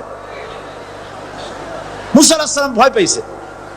আল্লাহ রাব্বুল আলামিন হযরত মূসাকে শোনায় দিলেন, খুযহা ওয়া লা তাখাফ সানুঈদুহা সিরাতাহাল উলা। খুয, ধরো, লা তাখাফ, ভয় পেও না। আল্লাহ বলছেন ধরো, ভয় পেও না। ধরার সঙ্গে সঙ্গে স্বাভাবিক অবস্থায় ফিরে আসবে, আবার লাঠি হয়ে যাবে। এখন আল্লাহ বলছেন ধরো। মূসা আলাইহিস সালাম কি ভয় পাওয়া উচিত হবে? আর উচিত হবে? মূসা আলাইহিস সালাম কি ভয় পাইছিলেন? কারণ হচ্ছে এই দুশমনের শক্তিটা খুব বড়ই দেখা যায়, মনে হয় যেন অনেক বড়, কি জানি কি। আল্লাহ পাক বলছেন, ইন্না কাইদাশ শায়তানে কানা দাঈফা। শয়তানের চক্রান্ত যতই তুমি মনে করো অনেক ষড়যন্ত্রের জাল বিস্তার হয়ে আছে, আল্লাহ কয় কিছুই না, দাঈফা, অত্যন্ত দুর্বল। আল্লাহ পাক বললেন ধরো। মূসা আলাইহিস সালাম সাপ ধরলেন, সঙ্গে সঙ্গে লাঠি হয়ে গেল। ফিরাউন বরদাস্ত করলো না, রাষ্ট্রশক্তির পক্ষ থেকে আক্রমণ শুরু হলো। অপরাধ কি? মূসা আলাইহিস সালামের অপরাধ কি? কি অপরাধ? মাশাআল্লাহ, বুঝতে পেরেছেন। অপরাধ হচ্ছে তিনি বলেছেন লা ইলাহা, জোরে বলেন লা ইলাহা ইল্লাল্লাহ। এই কালেমাকে আজ আমরা ভিক্ষার বুলি বানাইছি। এটা হলো সার্বভৌমত্বের বুলি, এটা হচ্ছে আল্লাহ পাকের সার্বভৌমত্বের কথা। আজ আমরা মানুষের কাছে আমরা শুনি, মানুষেরা ভিক্ষা চায়, লা ইলাহা ইল্লাল্লাহ, এক মুঠ চাউল দেন, লা ইলাহা ইল্লাল্লাহ 10 খান পাই দেন। এই হচ্ছে কালেমার জিকির। আবার কেউ কেউ জিকির করতেছে লা ইলাহা আস্তে, ইল্লাল্লাহ জোরে, এমন জোরে কলব সাফ করে, কলব তাতে থাকলেও পারে, গেলেও পারে। এই কালেমার জার, এর আঘাত পয়গম্বররা মেরেছেন। হযরতে মূসা আলাইহিস সালাম যখন বলেছেন লা ইলাহা ইল্লাল্লাহ, এই ধাক্কা ফিরাউন বরদাস্ত করতে পারে নাই। দরিয়ায় নীলের ভিতরে আল্লাহ পাক ডুবাইয়ে শেষ করে দিয়েছেন, দেন নাই? হযরতে মূসা আলাইহিস সালাম তার উম্মতেরা দরিয়ার পাশে বসে দ্বীনি কথাবার্তা বলতেছেন। এমন সময় ফিরাউন, তার শত্রু হচ্ছে মূসা আলাইহিস সালাম। শত্রু কেন? মূসা কি ফিরাউনের পাকা ধানে মই দিয়েছে নাকি? বলেন আপনারা। তার হালের গরু পিটায় মারছে নাকি? অপরাধ হলো তিনি আল্লাহর জমিনে আল্লাহর আইন প্রতিষ্ঠার কথা বলেছেন।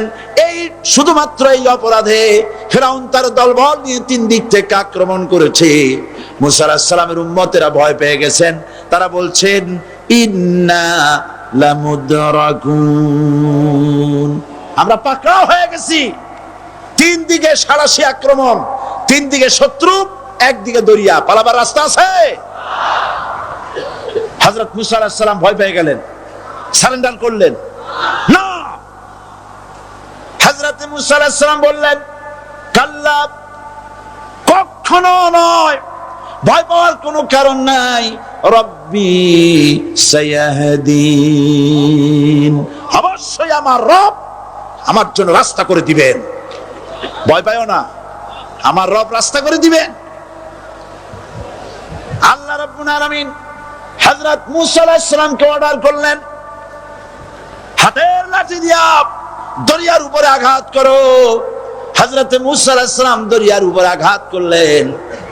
রাস্তা ছিল দরকার একটার, এক বাড়িতে আল্লাহর হুকুমে লাঠি দিয়ে একটি আঘাত করার সঙ্গে সঙ্গে হযরত মুসা আর তার সঙ্গী সাথী দরিয়া পার হওয়ার জন্য দরিয়ার মধ্যে দিয়ে আল্লাহ 12টা রাস্তা পয়দা করে দিলেন। সে আল্লাহ আছে না নাই? এত আসতে বলেন কেন? ভয় পাওয়ার কারণ আছে? রাষ্ট্র শক্তি বাধা দিয়েছে সমস্ত নবীদেরকে। কেন? নবীদের চরিত্র খারাপ? জোরে বলেন, নবীদের চরিত্র খারাপ? নবীদের চাইতে মাসুম বেগুনাহ উন্নত চরিত্রের মানুষ আল্লাহর আকাশের নিচে জমিনের উপরে আর হয় নাই। তোমরা যে সামনে তাদের পিছনে দৌড়াও, অমুকের সৈনিক, নেতা নেতা করে মরো, এইসব নেতা যাদের পিছনে দৌড়াও, এই নেতাগুলি, আমি জিজ্ঞেস করি আপনাদেরকে, এই নেতাগুলি জীবনে একবারও জেনা করে নাই? এই ব্যাপারে অনুসারীরা আপনারা কি নিশ্চিত? মিথ্যা কথা জীবনেও কয় নাই, প্রতারণা করে নাই, ঠাট্টা করে নাই, বিদ্রুপ করে নাই, মদ খায় নাই, মানুষ হত্যা করে নাই। কিসের নেতা? নেতা হচ্ছেন সেই ব্যক্তি যিনি বলেছেন, ও আমার স্ত্রীরা, ও আমার সাহাবীরা, রাতের আধারে আমার মধ্যে যা আচরণ দেখতে পাও, দিনের আলোতে আমার মধ্যে যা দেখতে পাও, সবগুলি খুলে খুলে মানুষের কাছে বলে দাও। তার নাম বিশ্বনবী মুহাম্মদ রাসূলুল্লাহ সাল্লাল্লাহু আলাইহি ওয়াসাল্লাম।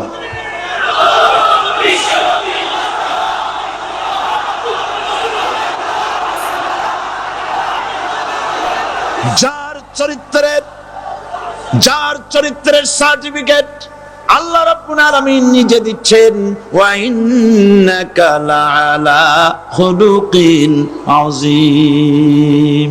নবী হে, উন্নত চরিত্রের উপরে আপনি প্রতিষ্ঠিত। সুবহানাল্লাহ। কে সার্টিফিকেট দিচ্ছেন? আযীম, আযীম। আরবিতে চওড়াকে বলা হয় আরিদ, গভীরতাকে বলা হয় আমিক। কত প্রশস্ত, যা মাপার কোনো ফিতা নাই, কত গভীর, যা মাপার কোনো যন্ত্র নাই, এইটাকে আরবিতে বলা হয় আজিম। সুবহানাল্লাহ বলতে ইচ্ছে করে না? ও নবী, তোমার চরিত্র এমন যা মাপার মতো যন্ত্র পৃথিবীতে নাই। লা ইলাহা ইল্লাল্লাহ। পড়েন সবাই, লা ইলাহা ইল্লাল্লাহ। আপনিও যদি নবীদের মতো সাহাবীদের মতো বুঝা এই কলেমার দাওয়াত দেন, বাধা আসবেই। বোঝাবুঝির ব্যাপার, বুঝতেই সারলো। কত মাহফিল হয় বাংলাদেশে, হয় না? কোনো বাধা নাই, ঠিক কিনা? কত পূজা হয়, পার্বণ হয়, গান হয়, থিয়েটার হয়, গুনাহগার বিবির গান হয়, কত কিছু হয়। কোনো বাধা আছে? তাফসীরের মাহফিলে বাধা। কারণ ওরা বুঝতে পেরেছে এ তাফসীরের মাহফিলে গাজীর গীত হয় না, এ তাফসীরের মাহফিলে আল্লাহর সার্বভৌমত্ব কায়েমের আন্দোলন চলে।